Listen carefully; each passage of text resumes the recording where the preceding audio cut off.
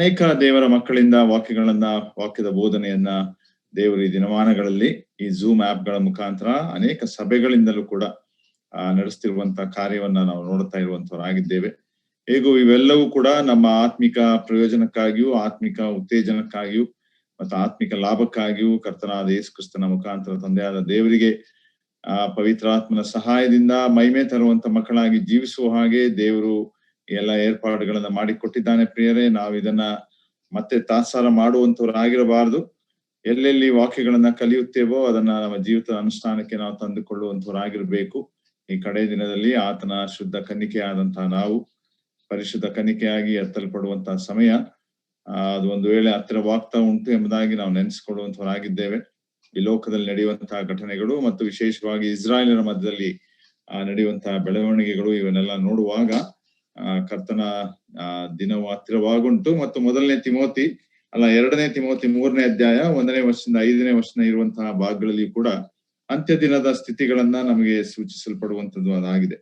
ಹೇಗೂ ಕ್ರಿಸ್ತನ ಸಭೆ ಎತ್ತಲ್ಪಡುವಂಥದ್ದು ರ್ಯಾಪ್ಚರ್ ಎಂಬುದಾಗಿ ನಾವು ಅಧ್ಯಯನ ಮಾಡ್ತಾ ಬರ್ತಾ ಇದ್ದೇವೆ. ನಮ್ಮ ಎಸ್ಕಟಾಲಜಿಯಲ್ಲಿ ಅಂತಿಮ ಗತಿ ಶಾಸ್ತ್ರದ ಅಧ್ಯಯನ ಮಾಡುತ್ತಾ ಮುಂದುವರಿಯುವಾಗ ಈಗ ಮುಂದೆ ಇರುವಂತ ಅತಿ ಹತ್ತಿರದ ಘಟನೆ ಇವೆಂಟ್ ಏನು ಎಂಬುದಾಗಿ ಹೇಳುವಾಗ ಸಭೆ ಎತ್ತಲ್ಪಡುವಂತ ವಿಷಯ, ಅನಂತರ ಸಂಕಟ ಕಾಲ ಆ ಸಮಯದಲ್ಲಿ ಅದು ಪ್ರಾರಂಭವಾಗ್ತದೆ ಎಂಬುದಾಗಿ ನಾವು ನೋಡುವಂತವರು ನಾವಾಗಿದ್ದೇವೆ. ಪ್ರಿಯರೇ, ಕಳೆದ ವಾರ ನಾನು ರ್ಯಾಪ್ಚರ್ನ ವಿಷಯದಲ್ಲಿ ಕೆಲವು ಸಂಗತಿಗಳನ್ನ ಮಾತನಾಡ್ತಾ ಬಂದೆ. ವಿಶೇಷವಾಗಿ ಸಭೆ ಎತ್ತಲ್ಪಡುವಂತ ವಿಷಯದಲ್ಲಿ ಕೆಲವು ಸಿದ್ಧಾಂತಗಳನ್ನ ನಾವು ನೋಡ್ತಾ ಇದ್ದೇವೆ. 5 ತರವಾದಂತ ಸಿದ್ಧಾಂತಗಳುಂಟು. ಅದನ್ನ ನಾವು ಒಂದೊಂದಾಗಿ ಅಧ್ಯಯನವನ್ನ ಮಾಡ್ತಾ ಬರ್ತಾ ಇರುವಂತವರಾಗಿದ್ದೇವೆ. ನಾನು ಒಂದು ನಿಮಿಷ ಸ್ಕ್ರೀನ್ ಶೇರ್ ಮಾಡ್ಕೊಳ್ತೇನೆ.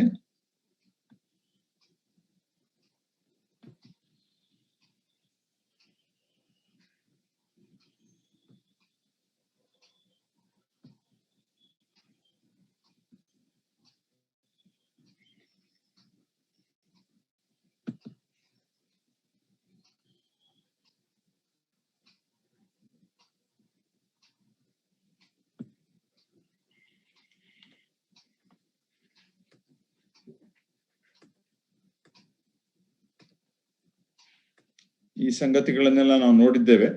ಈ ಎಸ್ಕಟಾಲಜಿ ಅಡಿಯಲ್ಲಿ ಅಥವಾ ಅಂತಿಮ ಗತಿಶಾಸ್ತ್ರದಲ್ಲಿ ಮುಂದೆ ನಡೆಯುವಂತಹ ಘಟನೆಗಳನ್ನು ಅಂತ ವಿಷಯದಲ್ಲಿ ನಾವು ನೋಡ್ತಾ ಬರ್ತಾ ಇದ್ದೇವೆ. ಈ 8 ವಿಶೇಷವಾದಂತಹ ಸಂಗತಿಗಳು ಅದು ಜರುಗಲಿಕ್ಕೆ ಉಂಟು. ನಾವು ಇದನ್ನ ಒಂದೊಂದಾಗಿ ಅಧ್ಯಯನ ಮಾಡಬೇಕು.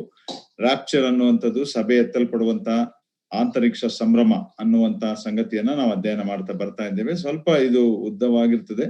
ಹೇಗೂ ಅದನ್ನ ನೋಡುತ್ತಾ ಹೋಗುವಂತವ್ರು ನಾವು ಆಗಿರೋಣ. ಯಾಕಂದ್ರೆ ಸಭೆಗಾಗಿ ಕೊಡಲ್ಪಟ್ಟಿರುವಂತ ವಿಷಯ, ಸಭೆ ಅದರ ಕುರಿತು ಪ್ರತಿಯೊಂದು ಸತ್ಯತೆಗಳನ್ನ ಸ್ಪಷ್ಟವಾದ ರೀತಿಯಲ್ಲಿ ವಾಕ್ಯಕ್ಕನುಸಾರವಾಗಿ ನಾನು ಹೇಳಿದ್ದೇನೆ ಅಥವಾ ಬೇರೆ ಯಾರು ಹೇಳಿದ್ದಾರೆ ಎಂಬುದಾಗಲ್ಲ, ವಾಕ್ಯ ಏನ್ ಹೇಳ್ತದೆ ಆ ರೀತಿಯಲ್ಲಿ ಇರುವಂತ ಸತ್ಯತೆಗಳನ್ನ ನಾವು ಅಧ್ಯಯನ ಮಾಡುತ್ತಾ ಮುಂದೆ ಹೋಗುತ್ತಾ ಇರುವಂತವ್ರು ಆಗಿದ್ದೇವೆ. ಅದನ್ನು ನೋಡುವಾಗ ರ್ಯಾಪ್ಚರ್ ಅಂದ್ರೆ ಏನು ಎಂಬುದಾಗಿ ನಿಮಗೆ ಹೇಳ್ತಾ ಬಂದೆ. ಹಳೆಯ ಒಡಂಬಡಿಕೆಯಲ್ಲಿದ್ದಂತ ಅದರ ಕೆಲವು ಸೂಚನೆಗಳನ್ನು ಕೂಡ ನಾವು ನೋಡ್ತಾ ಬಂದೆವು. ಅನೋಕನು ಮತ್ತು ಎಲಿಯನ್ ಅವರು ಪ್ರಾಣ ಕಳಕೊಳ್ಳದೆ ಅಥವಾ ಸಾಯದೆ ಅವರು ಪರಲೋಕಕ್ಕೆ ಎತ್ತಲ್ಪಟ್ಟಂತ ಸಂಗತಿಗಳನ್ನ ನಾವು ನೋಡ್ತೇವೆ. ಅದು ಕೂಡ ಕ್ರಿಸ್ತನ ಸಭೆಯ ಎತ್ತಲ್ಪಡುವಿಕೆಯ ಸೂಚನೆಯಾಗಿದೆ ಹಳೆಯ ಒಡಂಬಡಿಕೆಯಲ್ಲಿ ಎಂಬುದಾಗಿ ನಾವು ಅದನ್ನ ನೋಡಿದ್ದೇವೆ. ಅನಂತರ ರ್ಯಾಪ್ಚರ್ ಅಂದ್ರೆ ಏನು, ಅಲ್ಲಿ ಯಾವ ತರವಾದಂತ ಆಶೀರ್ವಾದಗಳುಂಟು, ಅದರ ಅರ್ಥಗಳೇನು ಎಂಬುದಾಗೆಲ್ಲ ಕೂಡ ನಾವು ಅಧ್ಯಯನ ಮಾಡಿದ್ದೇವೆ. ಅನಂತರ ಟೀಚಿಂಗ್ ಆಫ್ ರ್ಯಾಪ್ಚರ್, ಅದು ಯಾವ ರೀತಿಯಲ್ಲಿ ದೇವರು ನಮಗೆ ಬರ್ಲಿಕ್ಕಿದ್ದಾನೆ ಆ ಸಂಗತಿಗಳು, ಮತ್ತು ಆ ಸಭೆ ಎತ್ತಲ್ಪಡುವಾಗ ನಡೀಲಿಕ್ಕಿರುವಂತ 5 ವಿಷಯಗಳು ಅಂದ್ರೆ ಕರ್ತನ ಆಜ್ಞಾಘೋಷ, ಪ್ರಧಾನ ದೂತನ ಶಬ್ದ, ತುತ್ತೂರಿಗಳ ಶಬ್ದ, ಅನಂತರ ಕ್ರಿಸ್ತನಲ್ಲಿ ಸತ್ತವರು ಮೊದಲು ಎದ್ದು ಬರುತ್ತಾರೆ, ಅನಂತರ ಜೀವದೊಂದುಳಿದಿರುವಂತ ನಾವು ಮಧ್ಯಾಕಾಶಕ್ಕೆ ಹೇರಲ್ಪಡ್ತೇವೆ ಎಂಬ ಅಂತರಿಕ್ಷದಲ್ಲಿ ಎತ್ತಲ್ಪಡ್ತೇವೆ ಮಾರ್ಪಾಡಾಗಿ ಎಂಬುದಾಗಿರುವಂತಹ ಸಂಗತಿಯನ್ನ ನೋಡ್ತೇವೆ. ನೋಡ್ರಿ, ಈ 5 ವಿಷಯಗಳು ಮತ್ತು ಆ ದೇವರ ವಾಕ್ಯ 1ನೇ ಥೆಸಲೋನಿಕ 4ನೇ ಅಧ್ಯಾಯ 16, 17, 18ನೇ ವಚನ, ಇದನ್ನ ನಾವು ಬಾಯ್ಪಾಟ್ ಮಾಡ್ಕೊಳ್ಬೇಕು. ಇದು ನಮಗೆ ಬಹಳ ಸ್ಪಷ್ಟವಾಗಿ ಗೊತ್ತಿರುವಂತದ್ದು ಅದಾಗಿರಬೇಕು. ಅನಂತರ ನಾವು ನೋಡ್ತಾ ಬಂದು ರ್ಯಾಪ್ಚರ್ ಅಲ್ಲಿ ಏನು ಇರ್ತದೆ, ಏನು ಇರೋದಿಲ್ಲ. ಅನಂತರ ನಾವು ಕಳೆದ ವಾರ ನಾನು ನಿಮ್ಮ ಮಧ್ಯದಲ್ಲಿ ಥಿಯರೀಸ್ ಕನ್ಸರ್ನಿಂಗ್ ರ್ಯಾಪ್ಚರ್ ಎಂಬುದಾಗಿ ಪ್ರಾರಂಭ ಮಾಡಿದೆ. ಥಿಯರೀಸ್ ಎಂಬುದಾಗಿ ಹೇಳುವಾಗ ಕೆಲವು ಸಿದ್ಧಾಂತಗಳು, ತತ್ವಗಳು ಈ ರೀತಿಯಾಗಿರುವಂತದ್ದು, ಅಥವಾ ಕೆಲವರು ಯಾವ ರೀತಿ ಅದನ್ನ ತಿಳಿಸ್ತಾರೆ, ಅವ್ರು ಯಾವ ರೀತಿ ಅದನ್ನ ಎದುರು ನೋಡ್ತಾ ಇದ್ದಾರೆ ಅನ್ನುವಂತಹ ಕೆಲವು ವಿಷಯಗಳನ್ನ ನಾವು ಈ ದಿನ ನಾನು ಕಂಟಿನ್ಯೂ ಮಾಡ್ಲಿಕ್ಕೆ ಇದ್ದೇನೆ.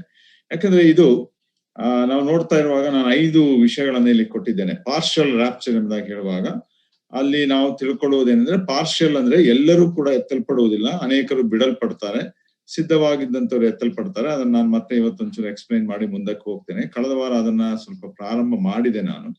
ಅನಂತರ ನಾವು ನೋಡ್ತೇವೆ, ಮಹಾಸಂಕಟ ಕಾಲ ಆದ ಮೇಲೆ ಸಭೆ ಎತ್ತಲ್ಪಡ್ತದೆ. ಅನಂತರ ಸಂಕಟ ಕಾಲದ ಮಧ್ಯಭಾಗದಲ್ಲಿ ಸಭೆ ಎತ್ತಲ್ಪಡ್ತದೆ, ಈ ತರವಾದಂತ ಸಿದ್ಧಾಂತ. ಅನಂತರ ಪ್ರೀ ರ್ಯಾಪ್ಚರ್ ಎಂಬುದಾಗಿ ಹೇಳುವಾಗ ಕರ್ತನ ದಿನ ಎಂಬುದಾಗಿ ಅವ್ರು ಹೇಳ್ತಾರೆ. ಅಂದ್ರೆ ಕಟ್ಟ ಕಡೆಯದಾಗಿ ಕರ್ತನ ದಿನ ಎಂಬುದಾಗಿ ಹೇಳುವಂಥದ್ದು, ಆತನು 2ನೇ ಸಲ ಈ ಲೋಕಕ್ಕೆ ಬಂದ ಆತನಾಗಿ ಕ್ರಿಸ್ತ ವಿರೋಧಿ ಮತ್ತು ಸುಳ್ಳು ಪ್ರವಾದಿಯ ಎದುರು ಆತನು ಅರ್ಮಗದೋನ್ ಯುದ್ಧವನ್ನ ಮಾಡಿ ಅವರಿಗೆ ನಾಶನವನ್ನ ತರುವಂತವನಾಗಿದ್ದಾನೆ.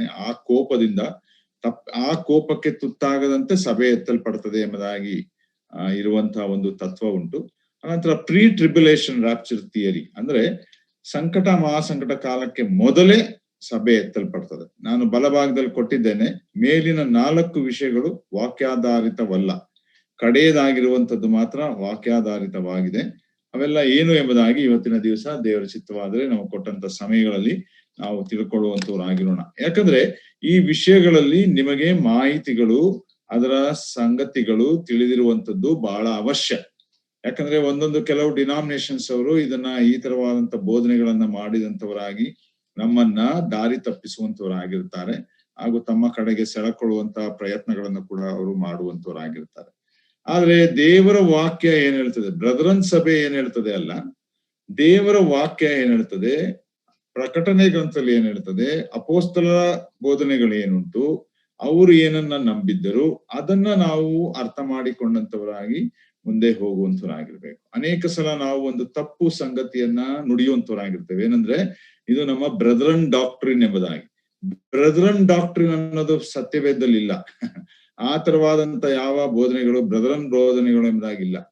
ಆದ್ರೆ ಬ್ರದರನ್ಸ್ ಅವರು ಸತ್ಯವೇದಲ್ಲಿರುವಂತ ಸ್ವಸ್ಥ ಬೋಧನೆಯನ್ನ, ಅಪೋಸ್ತಲರ ಬೋಧನೆಯನ್ನ, ಯೇಸು ಕ್ರಿಸ್ತನ ಬೋಧನೆಯನ್ನ, ದೇವರ ಮಾತುಗಳನ್ನ ಕೈಕೊಂಡು ಅದೇ ರೀತಿಯಲ್ಲಿ ಚಾಚು ತಪ್ಪದೆ ಹೋಗುವಂತವರಾಗಿದ್ದಾರೆ ಎಂಬುದಾಗಿರುವಂತ ಒಂದು ಪ್ರತೀತಿ. ಆ ರೀತಿ ಹೇಳಬಹುದೇ ಹೊರತು ಬ್ರದರನ್ ಡಾಕ್ಟ್ರಿನ್ ಎಂಬುದಾಗಿ ನಾವೆಲ್ಲಿಯೂ ಕೂಡ ನೋಡುವಂತವರಾಗಿಲ್ಲ. ಆ ರೀತಿ ಹೇಳುವುದಾದ್ರೆ ಅದು ತಪ್ಪಾಗಿರ್ತದೆ.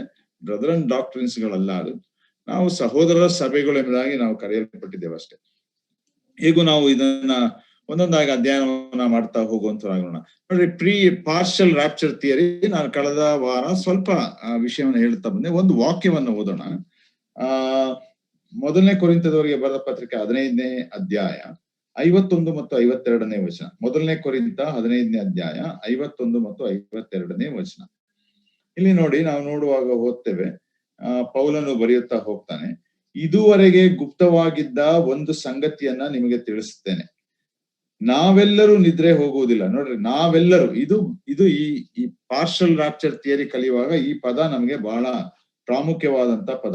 ನಾವೆಲ್ಲರೂ ನಿದ್ರೆ ಹೋಗುವುದಿಲ್ಲ, ಆದ್ರೆ ಕಡೆ ತುತ್ತೂರಿಯ ಧ್ವನಿ ಆಗುವಾಗ ನಾವೆಲ್ಲರೂ ಒಂದೇ ಕ್ಷಣದಲ್ಲಿ ರೆಪ್ಪೆ ಒಳಗಾಗಿ ಮಾರ್ಪಡುವೆವು. ತುತ್ತೂರಿಯು ಊದಲಾಗಿ ಸತ್ತವರು ನಿರ್ಲಯರಾಗಿ ಎಬ್ಬಿಸಲ್ಪಡುವವರು ನಾವು ಮಾರ್ಪಡುವೆವು. ನೋಡ್ರಿ, ನಾವೆಲ್ಲರೂ ನಿದ್ರೆ ಹೋಗುವುದಿಲ್ಲ ಅಂದ್ರೆ ಕ್ರಿಸ್ತನ ಸಭೆ, ಲೋಕದಲ್ಲಿರುವಂತ ಎಲ್ಲಾ ಸ್ಥಳೀಯ ಸಭೆ, ಕರ್ತನಾದ ಯೇಸು ಕ್ರಿಸ್ತನನ್ನ ಅಂಗೀಕರಿಸಿ ದೀಕ್ಷಾಸ್ನಾನ ತೆಗೆದುಕೊಂಡು ಸಭೆಯಾಗಿ ಜೀವಿಸ್ತಾ ಇರುವಂತವ್ರು, ಅಂದ್ರೆ ರಕ್ಷಣೆಯನ್ನ ಹೊಂದಿದಂಥವ್ರು, ಹೊಸದಾಗಿ ಹುಟ್ಟಿದಂಥವ್ರು, the experience of the rebirth, ಹೊಸದಾಗಿ ಹುಟ್ಟಿದಂತ ಒಂದು ಅನುಭವ, ನ್ಯೂ ಬರ್ತ್, ಹೊಸ ಹುಟ್ಟುವಿಕೆಯ ಅನುಭವ ಉಳ್ಳಂತವರು, ಪವಿತ್ರಾತ್ಮನವರಲ್ಲಿ ನೆಲೆಸಲ್ಪಟ್ಟಿರುವಂತವರು. ನೋಡಿ, ಹೀಗೆ ನಾವೆಲ್ಲರೂ ಎಂಬುದಾಗಿ ಪೌಲನು ಹೇಳ್ತಾನೆ. ಅನಂತರ ನಾವೆಲ್ಲರೂ ಮಾರ್ಪಡುವೆವು, ನಾವೆಲ್ಲರೂ ಒಂದೇ ಕ್ಷಣದಲ್ಲಿ ಮಾರ್ಪಡುವೆವು ಎಂಬುದಾಗಿ, ಕಣ್ಣು ರೆಪ್ಪೆ ಬಡಿಯುವಷ್ಟರೊಳಗೆ ಮಾರ್ಪಡುವೆವು ಎಂಬುದಾಗಿ ಹೇಳುವಂತದ್ದಾಗಿದೆ. ಆದ್ರೆ ಇಲ್ಲಿ ಪಾರ್ಷಿಯಲ್ ರ್ಯಾಪ್ಚರ್ ಥಿಯರಿ ಎಂಬುದಾಗಿ ಹೇಳುವಾಗ ಅವರ ಒಂದು ಸಿದ್ಧಾಂತ, ಅವರ ಒಂದು ತತ್ವ ಅಥವಾ ಬೋಧನೆಗಳು ಏನು ಎಂಬುದಾಗಿ ಹೇಳುವಾಗ ಅವ್ರು ಹೇಳುವುದೇನೆಂದ್ರೆ, ಎಲ್ಲಾ ಕ್ರೈಸ್ತರೆನಿಸಿಕೊಳ್ಳುವವರೆಲ್ಲರೂ ಅಥವಾ ವಿಶ್ವಾಸಿಗಳೇ ಅನ್ನಿಸ್ಕೊಳ್ಳುವವರೆಲ್ಲರೂ ಕ್ರೈಸ್ತರು ಎಂಬುದಾಗಿ ಹೇಳುವಾಗ ನಾವು ಎರಡು ಗುಂಪನ್ನ ಅಲ್ಲಿ ನೋಡ್ತೇವೆ. ಒಂದು ಪ್ರೊಫೆಸಿಂಗ್ ಕ್ರಿಶ್ಚಿಯನ್ಸ್, ಇನ್ನೊಂದು ಟ್ರೂ ಕ್ರಿಶ್ಚಿಯನ್ಸ್ ಅಥವಾ ನಿಜವಾದಂತ ಕ್ರೈಸ್ತರು. ಪ್ರೊಫೆಸಿಂಗ್ ಕ್ರಿಶ್ಚಿಯನ್ಸ್ ಎಂಬುದಾಗಿ ಹೇಳುವಾಗ ಒಂದು ವೇಳೆ ನಾಮಧೇಯ ಕ್ರೈಸ್ತರು ಎಂಬುದಾಗಿ ಹೇಳಬಹುದು. ಹೆಸರಿಗೆ ಅವರು ಕ್ರೈಸ್ತರಾಗಿರ್ತಾರೆ, ಕ್ರೈಸ್ತರ ಹೆಸರುಗಳಿರ್ತದೆ, ಕ್ರೈಸ್ತ ಕುಟುಂಬ ಇರ್ತದೆ, ಅನಂತರ ಕ್ರೈಸ್ತ ಚರ್ಚ್ಗಳಿಗೆ ಕೂಡ ಹೋಗುವಂತರಾಗಿರ್ತಾರೆ. ಆದ್ರೆ ಅವರಲ್ಲಿ ರಕ್ಷಣೆಯ ಅನುಭವ ಅವರಿಗೆ ಇರುವುದಿಲ್ಲ, ಹೊಸ ಹುಟ್ಟುವಿಕೆಯ ಅನುಭವ ಅವ್ರಿಗೆ ಇರುವುದಿಲ್ಲ. ಲೋಕದಲ್ಲಿ ಜೀವಿಸುವಾಗ ಅವರು ನಾವು ಕ್ರೈಸ್ತರು ಎಂಬುದಾಗಿ ಜೀವಿಸುವಂತರಾಗಿದ್ದಾರೆ. ಆದ್ರೆ ಟ್ರೂ ಕ್ರಿಶ್ಚಿಯನ್, ನಿಜವಾದ ಕ್ರೈಸ್ತರು ಎಂಬುದಾಗಿ ನೋಡುವಾಗ ಅದೇನರ್ಥ ಬರ್ತದೆ ಎಂಬುದಾಗಿ ಹೇಳುವುದಾದ್ರೆ, ನಾವು ವಿಶ್ವಾಸಿಗಳು ಎಂಬುದಾಗಿ ಹೇಳುವಾಗ ಮತ್ತೆ ನಾನು ಹೇಳ್ತೇನೆ, ಬ್ರದರನ್ ಸಭೆಯ ವಿಶ್ವಾಸಿಗಳೇ ಅಲ್ಲ. ಕ್ರೈಸ್ತತ್ವದಲ್ಲಿ ಯಾರ್ಯಾರು ಯಥಾರ್ಥವಾಗಿ ಕರ್ತನಾದ ಯೇಸು ಕ್ರಿಸ್ತನನ್ನ ಅಂಗೀಕರಿಸಿ ಕರ್ತನು ಎಂಬುದಾಗಿ ಅರಿಕೆ ಮಾಡಿ, ಬಾಯಿಂದ ಅರಿಕೆ ಮಾಡಿ, ದೇವರು ಸತ್ತರೊಳಗಿಂದ ಆತನನ್ನು ಎಬ್ಬಿಸಿದ್ದಾನೆ ಎಂಬುದಾಗಿ ಹೃದಯದಿಂದ ನಂಬಿ, ರೋಮಾಪುರ 10ನೇ ಅಧ್ಯಾಯ 9ನೇ ವಚನ 10ನೇ ವಚನ ಓದ್ತೇವೆ, ನಂಬಿ ಆ ರಕ್ಷಣೆಯನ್ನ ಹೊಂದಿದ್ದಾರೋ, ಅನಂತರ ದೀಕ್ಷಾಸ್ನಾನ ಮಾಡಿಸ್ಕೊಂಡಿದ್ದಾರೋ, ಅಂದ್ರೆ ದೇವರ ವಾಕ್ಯಾನುಸಾರ ಜೀವಿಸುವಂತವರಾಗಿದ್ದಾರೋ ಅವರೆಲ್ಲರೂ ದೇವರ ಮಕ್ಕಳೇ, ಅವರೆಲ್ಲರೂ ಸಭೆಯ ಅಂಗವೇ. ಆ ರೀತಿಯಾಗಿ ನಾವು ಅದನ್ನ ಲೆಕ್ಕಕ್ಕೆ ತೆಗೆದುಕೊಳ್ಳುವಂತವ್ರು, ಗಣನೆಗೆ ತೆಗೆದುಕೊಳ್ಳುವಂತವರಾಗಿರ್ಬೇಕು. ನೋಡ್ರಿ, ಅವರಲ್ಲಿ ಎಲ್ಲರೂ ಎತ್ತಲ್ಪಡುವುದಿಲ್ಲ ಅನ್ನುವಂಥದ್ದು ಇದು ಈ ಬೋಧನೆ. ನಾನು ಪ್ರೊಫೆಸಿಂಗ್ ಕ್ರಿಶ್ಚಿಯನ್ಸ್ ಬಗ್ಗೆ ಹೇಳ್ತಾ ಇಲ್ಲ ಇಲ್ಲಿ. ಅವರು ಎತ್ತಲ್ಪಡೋದೇ ಇಲ್ಲ, ಯಾಕಂದ್ರೆ ಅವ್ರಿಗೆ ರಕ್ಷಣೆ ಅನುಭವವೇ ಇಲ್ಲ, ಅವರು ದೇವರ ಮಕ್ಕಳು ಅನಿಸಿಕೊಂಡಿಲ್ಲ, ಹೆಸರಿಗೆ ಮಾತ್ರ ಕ್ರೈಸ್ತರು ಎಂಬುದಾಗಿ ಜೀವಿಸ್ತಾ ಇದ್ದಾರೆ. ಆದ್ರೆ ದೇವರ ಮಕ್ಕಳು ಅನಿಸಿಕೊಂಡಂತ ಆತನ ಸಭೆ ಅನ್ನುವಂಥದ್ದು ಎಲ್ಲರೂ ಎತ್ತಲ್ಪಡುವುದಿಲ್ಲ, ಕೆಲವರು ಮಾತ್ರ ಎತ್ತಲ್ಪಡ್ತಾರೆ. ಅದಕ್ಕೆ ಇಲ್ಲಿ ಈ ಆರೋ ಮಾರ್ಗಗಳು ಗ್ಯಾಪ್ ಅಲ್ಲಿ ಕೊಟ್ಟಿರುವಂತದ್ದು. ಇಲ್ಲಿ ಈ ಪೀರಿಯಡ್ ಅಲ್ಲಿ ಅವರು ಎತ್ತಲ್ಪಡ್ತಾರೆ ಎಂಬುದಾಗಿರುವಂತಹ ಸಂಗತಿಯನ್ನ ನಾವು ನೋಡುವಂತವ್ರು ಆಗಿದ್ದೇವೆ. ಹೀಗೆ ಆ ರೀತಿಯಾಗಿ ಎಲ್ಲರೂ ಎತ್ತಲ್ಪಡುವುದಿಲ್ಲ, ಕೆಲವರು ಮಾತ್ರ ಅವರು ಎತ್ತಲ್ಪಡುವಂತವರಾಗಿದ್ದಾರೆ. ಯಾರು ಎತ್ತಲ್ಪಡ್ತಾರೆ ಎಂಬುದಾಗಿ ಹೇಳುವಾಗ, ಯಾರು ಸಿದ್ಧ ಮಾಡಿಕೊಂಡಿರುತ್ತಾರೋ, ಯಾರು ಕರ್ತನ ಬರೋಣಕ್ಕಾಗಿ ಎದುರು ನೋಡುತ್ತಾನೇ ಇರುತ್ತಾರೋ, ಯಾರು ಎಚ್ಚರಿಕೆಯಿಂದ ಗಮನಿಸ್ತಾ ಇರುತ್ತಾರೋ, ಅನಂತರ ಯಾರು ಆ ರೀತಿ ಎಚ್ಚರಿಕೆಯಿಂದ ಇರುವಾಗ ಆತ್ಮೀಕತೆಯ ಉನ್ನತ ಮಟ್ಟವನ್ನ ತಲುಪಿರುತ್ತಾರೋ ಅವರು ಮಾತ್ರ ಎತ್ತಲ್ಪಡುತ್ತಾರೆ ಅನ್ನುವಂತ ಒಂದು ಬೋಧನೆಯವರು. ಈ ಬೋಧನೆ ಪಾರ್ಷಲ್ ರಾಪ್ಚರ್ ಥಿಯರಿ ಅನ್ನುವಂಥದ್ದು ಪ್ರೀ ಮಿಲೇನಿಯಂ ಥಿಯರಿ ಎಂಬುದಾಗಿದೆ. 1000 ವರ್ಷ ಆಳ್ವಿಕೆಯ ಕುರಿತಿರುವಂತ ಒಂದು ಸಿದ್ಧಾಂತ ಉಂಟು. ಅದನ್ನ ಅನುಸರಿಸುವಂತವ್ರು ಈ ಮಾತುಗಳನ್ನ ಅವರು ಹೇಳುವಂತವರಾಗಿದ್ದಾರೆ, ಅಥವಾ ಈ ಸಿದ್ಧಾಂತವನ್ನ ಅವರು ವ್ಯಕ್ತಪಡಿಸುವಂತವರಾಗಿದ್ದಾರೆ ಎಂಬುದಾಗಿ ನಾವು ತಿಳ್ಕೊಳ್ಳುವಂತವ್ರು ನಾವು ಆಗಿದ್ದೇವೆ. ನೋಡ್ರಿ, ಸ್ಪಿರಿಚುವಲ್ ಅಟೈನ್ಮೆಂಟ್ ಎಂಬುದಾಗಿ ಹೇಳುವಾಗ ಇದು ವಾಕ್ಯಾನುಸಾರವಾದಂತ ತಪ್ಪಾದಂತ ಬೋಧನೆ. ಯಾಕಂದ್ರೆ ಇಲ್ಲಿ ಇವರು ಹೇಳುವಾಗ, ನಾನು ಕಳೆದ ವಾರ ಒಂದು ವಾಕ್ಯವನ್ನ ಓದಿದೆ, ಏನಂದ್ರೆ ಲೋಕನ ಸುವಾರ್ತೆ 21ನೇ ಅಧ್ಯಾಯ, ಮತ್ತೆ ಆ ವಾಕ್ಯವನ್ನ ಓದಿಕೊಳ್ಳೋಣ. ಈ ವಾಕ್ಯವನ್ನ ಆಧಾರ ಮಾಡಿಕೊಂಡು ಅವರು ಈ ಸಂಗತಿಗಳನ್ನ ಹೇಳುವಂತವರಾಗಿದ್ದಾರೆ. 21ನೇ ಅಧ್ಯಾಯ ಲೂಕ 36ನೇ ವಚನ, ಆದರೆ ಬರುವುದಕ್ಕಿರುವ ಇವೆಲ್ಲವುಗಳೊಳಗಿಂದ ತಪ್ಪಿಸಿಕೊಳ್ಳುವುದಕ್ಕೆ ಮನುಷ್ಯಕುಮಾರನ ಮುಂದೆ ನಿಂತುಕೊಳ್ಳುವುದಕ್ಕೂ ನೀವು ಪೂರ್ಣ ಶಕ್ತರಾಗುವಂತೆ ಎಲ್ಲಾ ಕಾಲದಲ್ಲಿಯೂ ದೇವರಿಗೆ ವಿಜ್ಞಾಪನೆ ಮಾಡಿಕೊಳ್ಳುತ್ತಾ ಎಚ್ಚರವಾಗಿರ್ರಿ ಎಂಬುದಾಗಿ ಹೇಳುವಂತ ಮಾತನ್ನ ತೆಗೆದುಕೊಂಡು, ಕರ್ತನಾದ ಯೇಸು ಕ್ರಿಸ್ತ ನುಡಿಯುವಂತ ಮಾತನ್ನ ತೆಗೆದುಕೊಂಡು, ಇದು ಪಾರ್ಷಲ್ ರಾಪ್ಚರ್ಗಾಗಿ ಕರ್ತನು ಹೇಳಿದ್ದಾನೆ, ನಾವು ಎಚ್ಚರವಾಗಿರ್ಬೇಕು, ಸಿದ್ಧ ಮಾಡಿಕೊಳ್ಳುವಂತವರಾಗಿರ್ಬೇಕು ಎಂಬುದಾಗಿ ಅವರು ಹೇಳುವಂತ ತತ್ವಗಳಾಗಿದೆ. ಪ್ರಿಯರೇ, ಕರ್ತನ ಸಭೆ ಅನ್ನುವುದು ಎತ್ತಲ್ಪಡುವುದು, ರಾಪ್ಚರ್ ಆಗುವಂಥದ್ದು ಕಾದುಕೊಂಡಂತವರಿಗಾಗಿ ಅಲ್ಲ, ಅಥವಾ ಸಿದ್ಧವಾದಂತವರಿಗಾಗಿ ಅಲ್ಲ. ಅದಕ್ಕಿಂತ ಪ್ರಾಮುಖ್ಯವಾಗಿ ಕರ್ತನಾದ ಯೇಸು ಕ್ರಿಸ್ತನ ರಕ್ತದಿಂದ ತೊಳೆಯಲ್ಪಟ್ಟು ಪರಿಶುದ್ಧರಾಗಿ ಆತನ ಮಕ್ಕಳಾಗಿರುವಂತ ಎಲ್ಲರೂ, ಯಥಾರ್ಥವಾಗಿ ನಂಬಿಕೆ ಇಟ್ಟು ರಕ್ಷಿಸಲ್ಪಟ್ಟಂತವರು ಎಲ್ಲರೂ ಕೂಡ ಎತ್ತಲ್ಪಡುತ್ತಾರೆ. ಆ ರಕ್ಷಿಸಲ್ಪಟ್ಟವರೆಲ್ಲರೂ ಸಭೆಯಾಗಿದ್ದಾರೆ. ಆ ಸಭೆ ಆಗಿರುವಂತ ಪ್ರತಿಯೊಬ್ಬರು ಕೂಡ ಎತ್ತಲ್ಪಡ್ತಾರೆ. ಯಾರು ಅವರು ಸ್ವಲ್ಪ ಬಿಡಲ್ಪಡ್ತಾರೆ, ಸ್ವಲ್ಪ ಎತ್ತಲ್ಪಡ್ತಾರೆ ಅನ್ನುವಂತ ಬೋಧನೆಗಳು ವಾಕ್ಯದಲ್ಲಿ ನಾವೆಲ್ಲೂ ನೋಡುವಂತವರಾಗಿಲ್ಲ.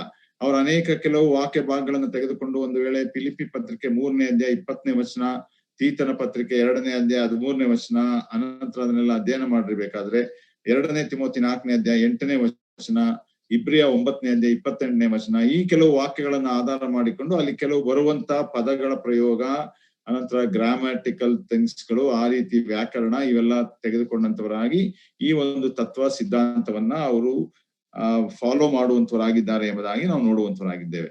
ಯಾಕೆ ಇದನ್ನ ನಾವು ಒಪ್ಪಿಕೊಳ್ಳಿಕ್ಕೆ ಸಾಧ್ಯವಿಲ್ಲ ಎಂಬುದಾಗಿ ಹೇಳುವಾಗ ಮೊಟ್ಟ ಮೊದಲನೆಯ ಸಂಗತಿ ಏನು ಎಂಬುದಾಗಿ ನೋಡುವುದಾದ್ರೆ, ನೋಡ್ರಿ, ಕರ್ತನಾದ ಯೇಸು ಕ್ರಿಸ್ತನ ಮರಣ ಮತ್ತು ಪುನರುತ್ಥಾನ ಅನ್ನುವಂಥದ್ದು ಒಬ್ಬ ಪಾಪಿ ಆತನ ಮೇಲೆ ನಂಬಿಕೆ ಇಡುವಾಗ, ಆತನ ಬಳಿಗೆ ಬಂದು ಕರ್ತನ ಎಂಬುದಾಗಿ ಒಪ್ಪಿಕೊಳ್ಳುವಾಗ, ಹೃದಯದಿಂದ ನಂಬುವಾಗ ಅವನು ಪರಿಪೂರ್ಣವಾಗಿ ವಿಮೋಚಿಸಲ್ಪಟ್ಟವನಾಗಿ ಪರಿಶುದ್ಧನಾಗಿ ಕರ್ತನಾದ ಯೇಸು ಕ್ರಿಸ್ತನೆಂಬ ಆ ಸಭೆ ಎಂಬ ದೇಹದಲ್ಲಿ ಆತನ ಅಂಗವಾಗಿರ್ತಾನೆ. ಆ ರೀತಿ ಅಂಗವಾಗಿರುವಂತವನು ಬಿಡಲ್ಪಡಲಿಕ್ಕೆ ಸಾಧ್ಯವೇ ಇಲ್ಲದಂತ ಸಂಗತಿ. ಹಾಗಾದ್ರೆ ಈ ತತ್ವವನ್ನ ಹೇಳುವಂತವರು ಏನು ಹೇಳ್ತಾರೆ ಎಂಬುದಾಗಿ ಹೇಳುವಾಗ, ಎಲ್ಲರೂ ಅಂಗವಾಗಿಲ್ಲ. ಯಾರು ಆತ್ಮಿಕತೆಯ ಉನ್ನತ ಮಟ್ಟವನ್ನ ತಲುಪಿರ್ತಾರೋ, ಎದುರು ನೋಡ್ಕೊಂಡೇ ಇರ್ತಾರೋ, ಕಾಯ್ತಾ ಇರ್ತಾರೋ, ಸಿದ್ಧವಾಗಿರ್ತಾರೋ ಅಂತವರು ಮಾತ್ರ ಅವರು ಕ್ರಿಸ್ತನ ದೇಹಕ್ಕೆ ಸೇರಿಸಲ್ಪಟ್ಟವರಾಗಿದ್ದಾರೆ ಎಂಬುವಂತ ವಾಕ್ಯ ವಿರುದ್ಧವಾದಂತ ಬೋಧನೆಯನ್ನ ಅವರು ಮಾಡುವಂತವರಾಗಿದ್ದಾರೆ ಎಂಬುದಾಗಿ ನಾವು ನೋಡ್ತೇವೆ. ಅನಂತರ ನಾವು ನೋಡುವುದೇನೆಂದ್ರೆ, ಪ್ರಾಯಶ್ಚಿತ್ತ ಯಜ್ಞ ಎಂಬುದಾಗಿ ನಮ್ಮ ಕರ್ತನಾದ ಯೇಸು ಕ್ರಿಸ್ತನು ಮಾಡಿರುವಾಗ ಆ ಯಜ್ಞ ಪಾಪಿಯನ್ನ ಪರಿಪೂರ್ಣವಾಗಿ ಪರಿಶುದ್ಧಗೊಳಿಸಿ ಅದನ್ನ ತಂದೆಯಾದ ದೇವರೊಂದಿಗೆ ಒಂದು ಸಂಬಂಧದಲ್ಲಿ ಅದು ಸೇರಿಸಿದೆ. ಹಾಗಾದ್ರೆ ಆ ತಂದೆಯಾದ ದೇವರೊಂದಿಗೆ ಸಂಬಂಧದಲ್ಲಿ ಸೇರಿಸಿದೆ ಎಂಬುದಾಗಿ ವಾಕ್ಯಾನುಸಾರ ನಾವು ನಂಬುವಾಗ ಆ ರೀತಿ ಸಂಬಂಧದಲ್ಲಿ ಇರುವಂತವನು ಲೋಕದಲ್ಲಿ ಬಿಡಲ್ಪಡುವಂತ ಅವಕಾಶ ಇಲ್ಲವೇ ಇಲ್ಲ. ಇದು ಒಂದು ಸಂಗತಿ. ಎರಡನೇ ಸಂಗತಿ ಏನೆಂಬುದಾಗಿ ಹೇಳುವಾಗ, ಕೊಲೊಸ್ಸೆ ಪತ್ರಿಕೆ 1ನೇ ಅಧ್ಯಾಯ 15, 16, 18 ವರ್ಷಗಳಲ್ಲಿ ಕೂಡ ನಾವು ನೋಡ್ತಾ ಬರುವ ಹಾಗೆ, ಕರ್ತನಾದ ಯೇಸು ಕ್ರಿಸ್ತನ ಆ ಶಿಲುಬೆಯ ಮರಣ, ಸುರಿಸಲ್ಪಟ್ಟಂತ ರಕ್ತ ನಮ್ಮನ್ನ ದೇವರೊಂದಿಗೆ ಸಂಧಾನ ಮಾಡಿದೆ. We are reconciled. ಸಂಧಾನ ಮಾಡಿರುವಾಗ ಆ ಸಂಧಾನ ಮುರಿಯಲ್ಪಡುವುದಿಲ್ಲ. ಬಿಡಲ್ಪಡ್ತಾರೆ ಅಂದ್ರೆ ಆ ಸಂಧಾನ ಮುರಿಯಲ್ಪಟ್ಟಿತ್ತು ಎಂಬುದಾಗಿ ಅರ್ಥ. ಆದ್ರಿಂದ ಇದನ್ನು ನಾವು ಅರ್ಥ ಮಾಡಿಕೊಳ್ಬೇಕು. ಅದು ಆ ರೀತಿ ಇವರು ತಪ್ಪಾದ ಸಂಗತಿಗಳನ್ನ ತಿಳಿಸುವಂತವರಾಗಿದ್ದಾರೆ ಎಂಬುದಾಗಿ ನಾವು ನೋಡುವಂತವರಾಗಿದ್ದೇವೆ. ಮತ್ತು ನಮ್ಮ ವಿಮೋಚನೆ ಅನ್ನುವಂಥದ್ದು ಅದು ಶಾಶ್ವತವಾದ ವಿಮೋಚನೆ. ಹಳೆಯ ಒಡಂಬಡಿಕೆ ಕಾಲದಲ್ಲಿ ಓರಿಗಳ ರಕ್ತ ಅವರಿಗೆ ಶಾಶ್ವತವಾದ ವಿಮೋಚನೆ ಕೊಡುತ್ತಾ ಇರಲಿಲ್ಲ. ಅದು ತಾತ್ಕಾಲಿಕವಾಗಿ ಅವರ ಪಾಪಗಳನ್ನ ಮುಚ್ಚುತ್ತಾ ಇತ್ತು ಅಷ್ಟೇ, ಮರೆ ಮಾಡುತ್ತಾ ಇತ್ತು ಅಷ್ಟೇ. ಅವರು ಪ್ರತಿ ಸಲ ತಪ್ಪು ಮಾಡುವಾಗ ಯಜ್ಞ ಹೋಮಗಳನ್ನ ಅವರು ಅರ್ಪಿಸಬೇಕಾಗಿತ್ತು. ಆದ್ರೆ ನಮ್ಮ ಕರ್ತನಾದ ಯೇಸು ಕ್ರಿಸ್ತನ ಸುರಿಸಿದಂತ ರಕ್ತ, ಒಂದು ವೇಳೆ ಹಳೆಯ ಒಡಂಬಡಿಕೆ ಸಮಯದಲ್ಲಿ ಕೋಟಿ ಪ್ರಾಣಿಗಳು ಸುರಿಸಿದ ರಕ್ತಕ್ಕಿಂತಲೂ ಹೆಚ್ಚು ಅಮೂಲ್ಯವಾದಂತ ರಕ್ತ, ಆ ಎಲ್ಲಾ ರಕ್ತವನ್ನ ಮೀರುವಂತ ರಕ್ತ, ಅದನ್ನ ನಮ್ಮನ್ನ ಪರಿಶುದ್ಧ ಮಾಡಿ ವಿಮೋಚಿಸಿದೆ, ಶಾಶ್ವತವಾಗಿ ವಿಮೋಚಿಸಿದೆ. ಅನಂತರ ನಿತ್ಯವಾದ ವಿಮೋಚನೆಯಲ್ಲಿ ನಾವು ಪರಲೋಕಕ್ಕೆ ಸೇರುವಂತವರಾಗಿದ್ದೇವೆ ಅನ್ನುವಂತ ದೇವರ ವಾಕ್ಯದ ಸ್ವಸ್ಥ ಬೋಧನೆಯನ್ನು ಕೂಡ ಈ ಒಂದು ಪಾರ್ಷಲ್ ರ್ಯಾಪ್ಚರ್ ಥಿಯರಿ ಅನ್ನುವಂಥದ್ದು ಅಲ್ಲಗೆಳೆಯುವಂತದ್ದಾಗಿರ್ತದೆ. ಆದ್ರಿಂದ ನಾವು ಇದರ ಕುರಿತು ಎಚ್ಚರಿಕೆ ಉಳ್ಳಂತವರಾಗಿ ಸ್ವಸ್ಥ ವಾಕ್ಯದ ಬೋಧನೆಗಳನ್ನ ತಿಳ್ಕೊಳ್ಳುವಂತವರಾಗಿ ನಾವು ಜೀವಿಸುವಂತವರಾಗಿರ್ಬೇಕು. ನಾಲ್ಕನೇ ಸಂಗತಿ ಏನು ಎಂಬುದಾಗಿ ಹೇಳುವಾಗ, ನಾನು ಕಳೆದ ವಾರ ಓದಿದೆ ಆ ವಾಕ್ಯ, ಗಲಾತ್ಯದವರಿಗೆ ಬರೆದ ಪತ್ರಿಕೆ 3ನೇ ಅಧ್ಯಾಯ 27ನೇ ವಚನ. ಪವಿತ್ರಾತ್ಮನಿಂದ ದೀಕ್ಷಾಸ್ನಾನವಾಗುವಾಗ, ಪವಿತ್ರಾತ್ಮನ ದೀಕ್ಷಾಸ್ನಾನ ಯಾವಾಗ ಆಗ್ತದೆ? ಒಬ್ಬ ಪಾಪಿ ಕರ್ತನಾದ ಯೇಸು ಕ್ರಿಸ್ತನನ್ನ ಕಂಡುಕೊಳ್ಳುವಾಗ ತಕ್ಷಣ ಅವನಲ್ಲಿ ಪವಿತ್ರಾತ್ಮನ ದೀಕ್ಷಾಸ್ನಾನವಾಗ್ತದೆ. ಪವಿತ್ರಾತ್ಮನ ದೀಕ್ಷಾಸ್ನಾನ ಯಾಕಾಗ್ತದೆ? ಪವಿತ್ರಾತ್ಮನ ದೀಕ್ಷಾಸ್ನಾನ ಯಾಕಾಗ್ತದೆ ಅಂದ್ರೆ, ಆ ಪಾಪಿಯಾದಂತವನು ವಿಮೋಚಿಸಲ್ಪಟ್ಟು ಪರಿಶುದ್ಧನಾಗಿ ದೇವರ ಮಗನು ಮಗಳು ಆಗುವಾಗ ಕ್ರಿಸ್ತನೆಂಬ ದೇಹದಲ್ಲಿ ನಮ್ಮನ್ನ ತೆಗೆದುಕೊಂಡು ಹೋಗಿ ಸೇರಿಸ್ತಾನೆ ಪವಿತ್ರಾತ್ಮ. ನಾವು ಕ್ರಿಸ್ತನ ದೇಹದಲ್ಲಿ ಅಂಗವಾಗ್ತೇವೆ. ಸೊ ಕ್ರಿಸ್ತನ ದೇಹದಲ್ಲಿ ಅಂಗವಾಗಿರುವಾಗ ಪೌಲನ್ ಅದನ್ನ ವಿವರಿಸ್ತಾ ಬರ್ತಾನೆ. ರೋಮಾಪುರ 12ನೇ ಅಧ್ಯಾಯ ಮತ್ತು 1ನೇ ಕೊರಿಂಥ 12ನೇ ಅಧ್ಯಾಯದಲ್ಲಿ ಏನು ಎಂಬುದಾಗಿ ನೋಡುವಾಗ, ಆ ಅಂಗ ಅನ್ನುವಂಥದ್ದು ಒಂದು ಕೈಗೆ ಹೋಲಿಸ್ತಾನೆ, ಒಂದು ಕಾಲಿಗೆ, ಒಂದು ಮೂಗಿಗೆ, ಒಂದು ಕಣ್ಣಿಗೆ. ಈ ರೀತಿ ಅಂಗಗಳಾಗಿ ಆ ದೇಹದಲ್ಲಿರುವಾಗ ಕೈಯನ್ನ ಬಿಡಲ್ಪಟ್ಟು ಕಾಲು ಮಾತ್ರ ಪರಲೋಕಕ್ಕೆ ರ್ಯಾಪ್ಚರ್ ಆಗ್ತದೆ, ಕಣ್ಣು ಬಿಡಲ್ಪಟ್ಟು ಕಿವಿ ಮಾತ್ರ ರ್ಯಾಪ್ಚರ್ ಆಗ್ತದೆ. ನೋಡ್ರಿ, ಇವೆಲ್ಲ ಏನಂದ್ರೆ ಗಲಿಬಿಲಿ ಮಾಡುವಂತ ತತ್ವಗಳಿವೆಲ್ಲ. ಆ ರೀತಿಯಾಗಿ ಕೂಡ ನಾವು ಮಾಡ್ಲಿಕ್ಕೆ ಸಾಧ್ಯವಿಲ್ಲ ಎಂಬುದಾಗಿ ನಾವು ನೋಡುವಂತವರು ನಾವು ಆಗಿದ್ದೇವೆ. ಅನಂತರ ಈ ಪಾರ್ಷಲ್ ರ್ಯಾಪ್ಚರ್ ಅಲ್ಲಿ ನೋಡುವುದೇನಂದ್ರೆ, ನೋಡ್ರಿ, ಕ್ರೈಸ್ತರು ಸಭೆ ಅನ್ನುವಂಥದ್ದು ಅದು ಪರಿಪೂರ್ಣವಾದ ಸಭೆ ಅಲ್ಲ. ಅದು ಇನ್ನೂ ಕಟ್ಟಲ್ಪಡುತ್ತಾ ಇದೆ. ಕರ್ತನಾದ ಯೇಸು ಕ್ರಿಸ್ತನು ಮತ್ತಾಯನ ಸುವಾರ್ತೆ 16ನೇ ಅಧ್ಯಾಯ 18ನೇ ವಚನದಲ್ಲಿ ಏನ್ ಹೇಳ್ತಾನೆ? ನಾನು ನನ್ನ ಸಭೆಯನ್ನ ಕಟ್ಟಿದ್ದೇನೆ ಅಲ್ಲ, ಕಟ್ಟುವೆನು. ಫ್ಯೂಚರ್ ಟೆನ್ಸ್ ಅಂದ್ರೆ ಕಟ್ಟಲ್ಪಡುತ್ತಾ ಇರುವಂತದ್ದು. ಒಂದು ವಾಕ್ಯವನ್ನ ನಾವು ನೋಡೋಣ. ಎಫೆಸ ಪತ್ರಿಕೆ 2ನೇ ಅಧ್ಯಾಯ 21ನೇ ವಚನ. ಎಫೆಸ ಪತ್ರಿಕೆ 2ನೇ ಅಧ್ಯಾಯ 20ನೇ ವಚನ ನಾನು ಓದ್ತೇನೆ. ಅಪೋಸ್ತಲರು ಪ್ರವಾದಿಗಳು ಎಂಬ ಅಸ್ತಿವಾರದ ಮೇಲೆ ನೀವು ಮಂದಿರದೋಪಾದಿಯಲ್ಲಿ ಕಟ್ಟಲ್ಪಟ್ಟಿದ್ದೀರಿ. ಯೇಸು ಕ್ರಿಸ್ತನೇ ಮುಖ್ಯವಾದ ಮೂಲೆಗಲ್ಲು. ಆತನಲ್ಲಿ ಕಟ್ಟಡದ ಎಲ್ಲಾ ಭಾಗಗಳು ಒಂದಕ್ಕೊಂದು ಹೊಂದಿಕೆಯಾಗಿ ಕಟ್ಟಡವು ವೃದ್ಧಿಯಾಗುತ್ತಾ ಕರ್ತನಲ್ಲಿ ಪರಿಶುದ್ಧ ದೇವಾಲಯವಾಗುತ್ತದೆ. ಆತನಲ್ಲಿ ನೀವು ಸಹ ಪವಿತ್ರಾತ್ಮನ ಮೂಲಕ ದೇವರಿಗೆ ನಿವಾಸ ಸ್ಥಾನವಾಗುವುದಕ್ಕಾಗಿ ನಮ್ಮ ಸಂಗಡ ಕಟ್ಟಲ್ಪಡುತ್ತಾ ಇದ್ದೀರಿ. It is a continuing process till the rapture of the church. ಈ ಲೋಕದ ಮೇಲೆ ಪಂಚಾಶತಮದ ದಿವಸದಲ್ಲಿ ಪ್ರಾರಂಭವಾದಂತ ಕ್ರಿಸ್ತನ ಸಭೆ ಅದು ಕಟ್ಟಲ್ಪಡುತ್ತಾ ಉಂಟು, ಪ್ರತಿದಿನ ಕಟ್ಟಲ್ಪಡುತ್ತಾ ಉಂಟು. ಯಾವಾಗ ಹೊಸ ಆತ್ಮನು ಸೇರಿಸಲ್ಪಡ್ತಾನೋ ಅದು ವೃದ್ಧಿ ಆಗುತ್ತಾ ಉಂಟು. ವೃದ್ಧಿ ಆಗುತ್ತಾ ನೋಡ್ರಿ, ಅಲ್ಲಿ ನಾವು ಕಟ್ಟಲ್ಪಡುತ್ತಾ ಮುಂದೆ ಹೋಗ್ತೇವೆ. ಆ ಕಟ್ಟುತ್ತಿರುವಂತ ಕಟ್ಟಡಕ್ಕೆ ಮುಖ್ಯವಾದ ಮೂಲೆಗಲ್ಲು ಕರ್ತನಾದ ಯೇಸು ಕ್ರಿಸ್ತನೇ ಆಗಿದ್ದಾನೆ. ಆದ್ರಿಂದ ಆ ಮುಖ್ಯವಾದ ಮೂಲೆಗಲ್ಲಿನ ಮೇಲೆ ನಾವೆಲ್ಲರೂ ಗಟ್ಟಿಯಾಗಿ ಹಿಡ್ಕೊಂಡಿರುವಂತ ನಾವು ಕರ್ತನ ಬರೋಣದಲ್ಲಿ ಕೆಲವರು ಬಿಡಲ್ಪಡ್ತೇವೆ, ಕೆಲವರು ಮಾತ್ರ ಎತ್ತಲ್ಪಡ್ತೇವೆ ಅನ್ನುವಂತ ಬೋಧನೆ ಸ್ವಸ್ಥ ಬೋಧನೆ ಅಲ್ಲ, ಅದು ಕೂಡ ವಾಕ್ಯಕ್ಕನುಸಾರವಾದದ್ದಲ್ಲ ಎಂಬುದಾಗಿ ನಾವು ತಿಳ್ಕೊಳ್ಳುವಂತವ್ರು ನಾವಾಗಿರ್ಬೇಕು. ಇನ್ನೊಂದು ಪಾಯಿಂಟ್ ಏನು ಎಂಬುದಾಗಿ ಹೇಳುವಾಗ, ದಯವಿಟ್ಟು ಇದನ್ನೆಲ್ಲ ಗಮನದಲ್ಲಿ ಇಟ್ಕೊಳ್ರಿ. ಏನು ಎಂಬುದಾಗಿ ಹೇಳುವಾಗ, ನಾವು ಕರ್ತನಾದ ಯೇಸು ಕ್ರಿಸ್ತನ ಯಾಜಕರಾಗಿದ್ದೇವೆ. ನಾವು ಮೊದಲನೇ ಪೇತ್ರ 2ನೇ ಅಧ್ಯಾಯ 5ನೇ ವಚನ ಮತ್ತು 2ನೇ ಅಧ್ಯಾಯ 8ನೇ ವಚನ. ಯಾವ ಯಾಜಕತ್ವ ನಮಗೆ ಕೊಡಲ್ಪಟ್ಟುಂಟು? ಪವಿತ್ರರೆಂಬ ಯಾಜಕತ್ವ ನಮಗೆ ಕೊಡಲ್ಪಟ್ಟುಂಟು, ದ ಹೋಲಿ ಪ್ರೀಸ್ಟ್ಹುಡ್. ಅನಂತರ 9ನೇ ವಚನದಲ್ಲಿ ನಾವು ನೋಡ್ತೇವೆ, ರಾಜವಂಶಸ್ಥರಾದ ಯಾಜಕರು ಎಂಬುದಾಗಿ ಕೂಡ ನಾವು ಕರೆಯಲ್ಪಟ್ಟಿದ್ದೇವೆ, ಅಂದ್ರೆ ರಾಯಲ್ ಪ್ರೀಸ್ಟ್ಹುಡ್. ನೋಡ್ರಿ, ಈ 2 ಯಾಜಕತ್ವದ ಸೇವೆ ನಮಗೆ ಕೊಡಲ್ಪಟ್ಟಿದೆ. ಹೋಲಿ ಪ್ರೀಸ್ಟ್ಹುಡ್ ಎಂಬುದಾಗಿ ಹೇಳುವಾಗ, ಪವಿತ್ರ ಯಾಜಕರು ಅನ್ನುವಾಗ ಸಭೆಯಾಗಿ ಮಾಡುವಂತ ಜೀವಿತ ಸೇವೆ ಅಥವಾ ಜೀವಿಸುವಂತದ್ದು. ರಾಜವಂಶಸ್ಥರಾದ ಯಾಜಕರು ಎಂಬುದಾಗಿ ಹೇಳುವಾಗ ಈ ಲೋಕದಲ್ಲಿ ಆತನ ಸಾಕ್ಷಿಗಳಾಗಿ ಜನರನ್ನ ಆಕರ್ಷಿಸುವ ಹಾಗೆ ಜೀವಿಸುವಂತ ಜೀವಿತ. ಇದು ಈ ರೀತಿಯಾಗಿ ನಾವು ಅದನ್ನ ಅರ್ಥ ಮಾಡಿಕೊಳ್ಳುವಂತವರಾಗಿರಬೇಕು. ಹೇಗೂ ಇರಲಿ, ಆ ಯಾಜಕತ್ವದ ಸೇವೆ ನಮಗೆ ಕೊಟ್ಟಿರುವಾಗ ಆ ಯಾಜಕರು ಎಂದಿಗೂ ಕೂಡ ಅದರಲ್ಲಿ ಕೆಲವರನ್ನ ಬಿಡಲ್ಪಡುವುದು, ಕೆಲವರನ್ನ ಎತ್ತಲ್ಪಡುವುದು ಎಂಬುದಾಗಿ ಅದು ಗ್ರಹಿಸಿಕೊಳ್ಳಲಿಕ್ಕೆ ಸಾಧ್ಯವಿಲ್ಲದಂತ ಮಾತು. ಮತ್ತೆ ಬಹಳ ಪ್ರಾಮುಖ್ಯವಾದಂತ ಸಂಗತಿ ಏನಂದ್ರೆ, ಕ್ರಿಸ್ತನ ಸಭೆ ಕರ್ತನಾದ ಯೇಸು ಕ್ರಿಸ್ತನ ಮೊದಲಗಿತ್ತಿಯಾಗುಂಟು. ಮೊದಲಗಿತ್ತಿ ಎಂಬುದಾಗಿ ಹೇಳುವಾಗ ಆತನ ಹೆಂಡತಿಯಾಗುಂಟು. ಆತನ ಹೆಂಡತಿಯ ಸೌಂದರ್ಯ ಪರಿಪೂರ್ಣತೆಯನ್ನು ಯಾವಾಗ ಹೊಂದುತ್ತದೆ ಎಂಬುದಾಗಿ ಹೇಳುವುದಾದ್ರೆ, ಆಕೆ ಪೂರ್ತಿಯಾಗಿ ಆಕೆಯ ದೇಹ ಇರುವಾಗ, ಆಕೆಯ ದೇಹದಲ್ಲಿ ಕೆಲವು ಭಾಗ ಇಲ್ಲ, ಕೆಲವು ಭಾಗ ಇರ್ತದೆ ಎಂಬುದಾಗಿ ಹೇಳುವಾಗ ಅದು ವಿಕಾರವಾಗಿ ಕಾಣಿಸಿಕೊಳ್ಳುವಂತದ್ದಾಗಿದೆ.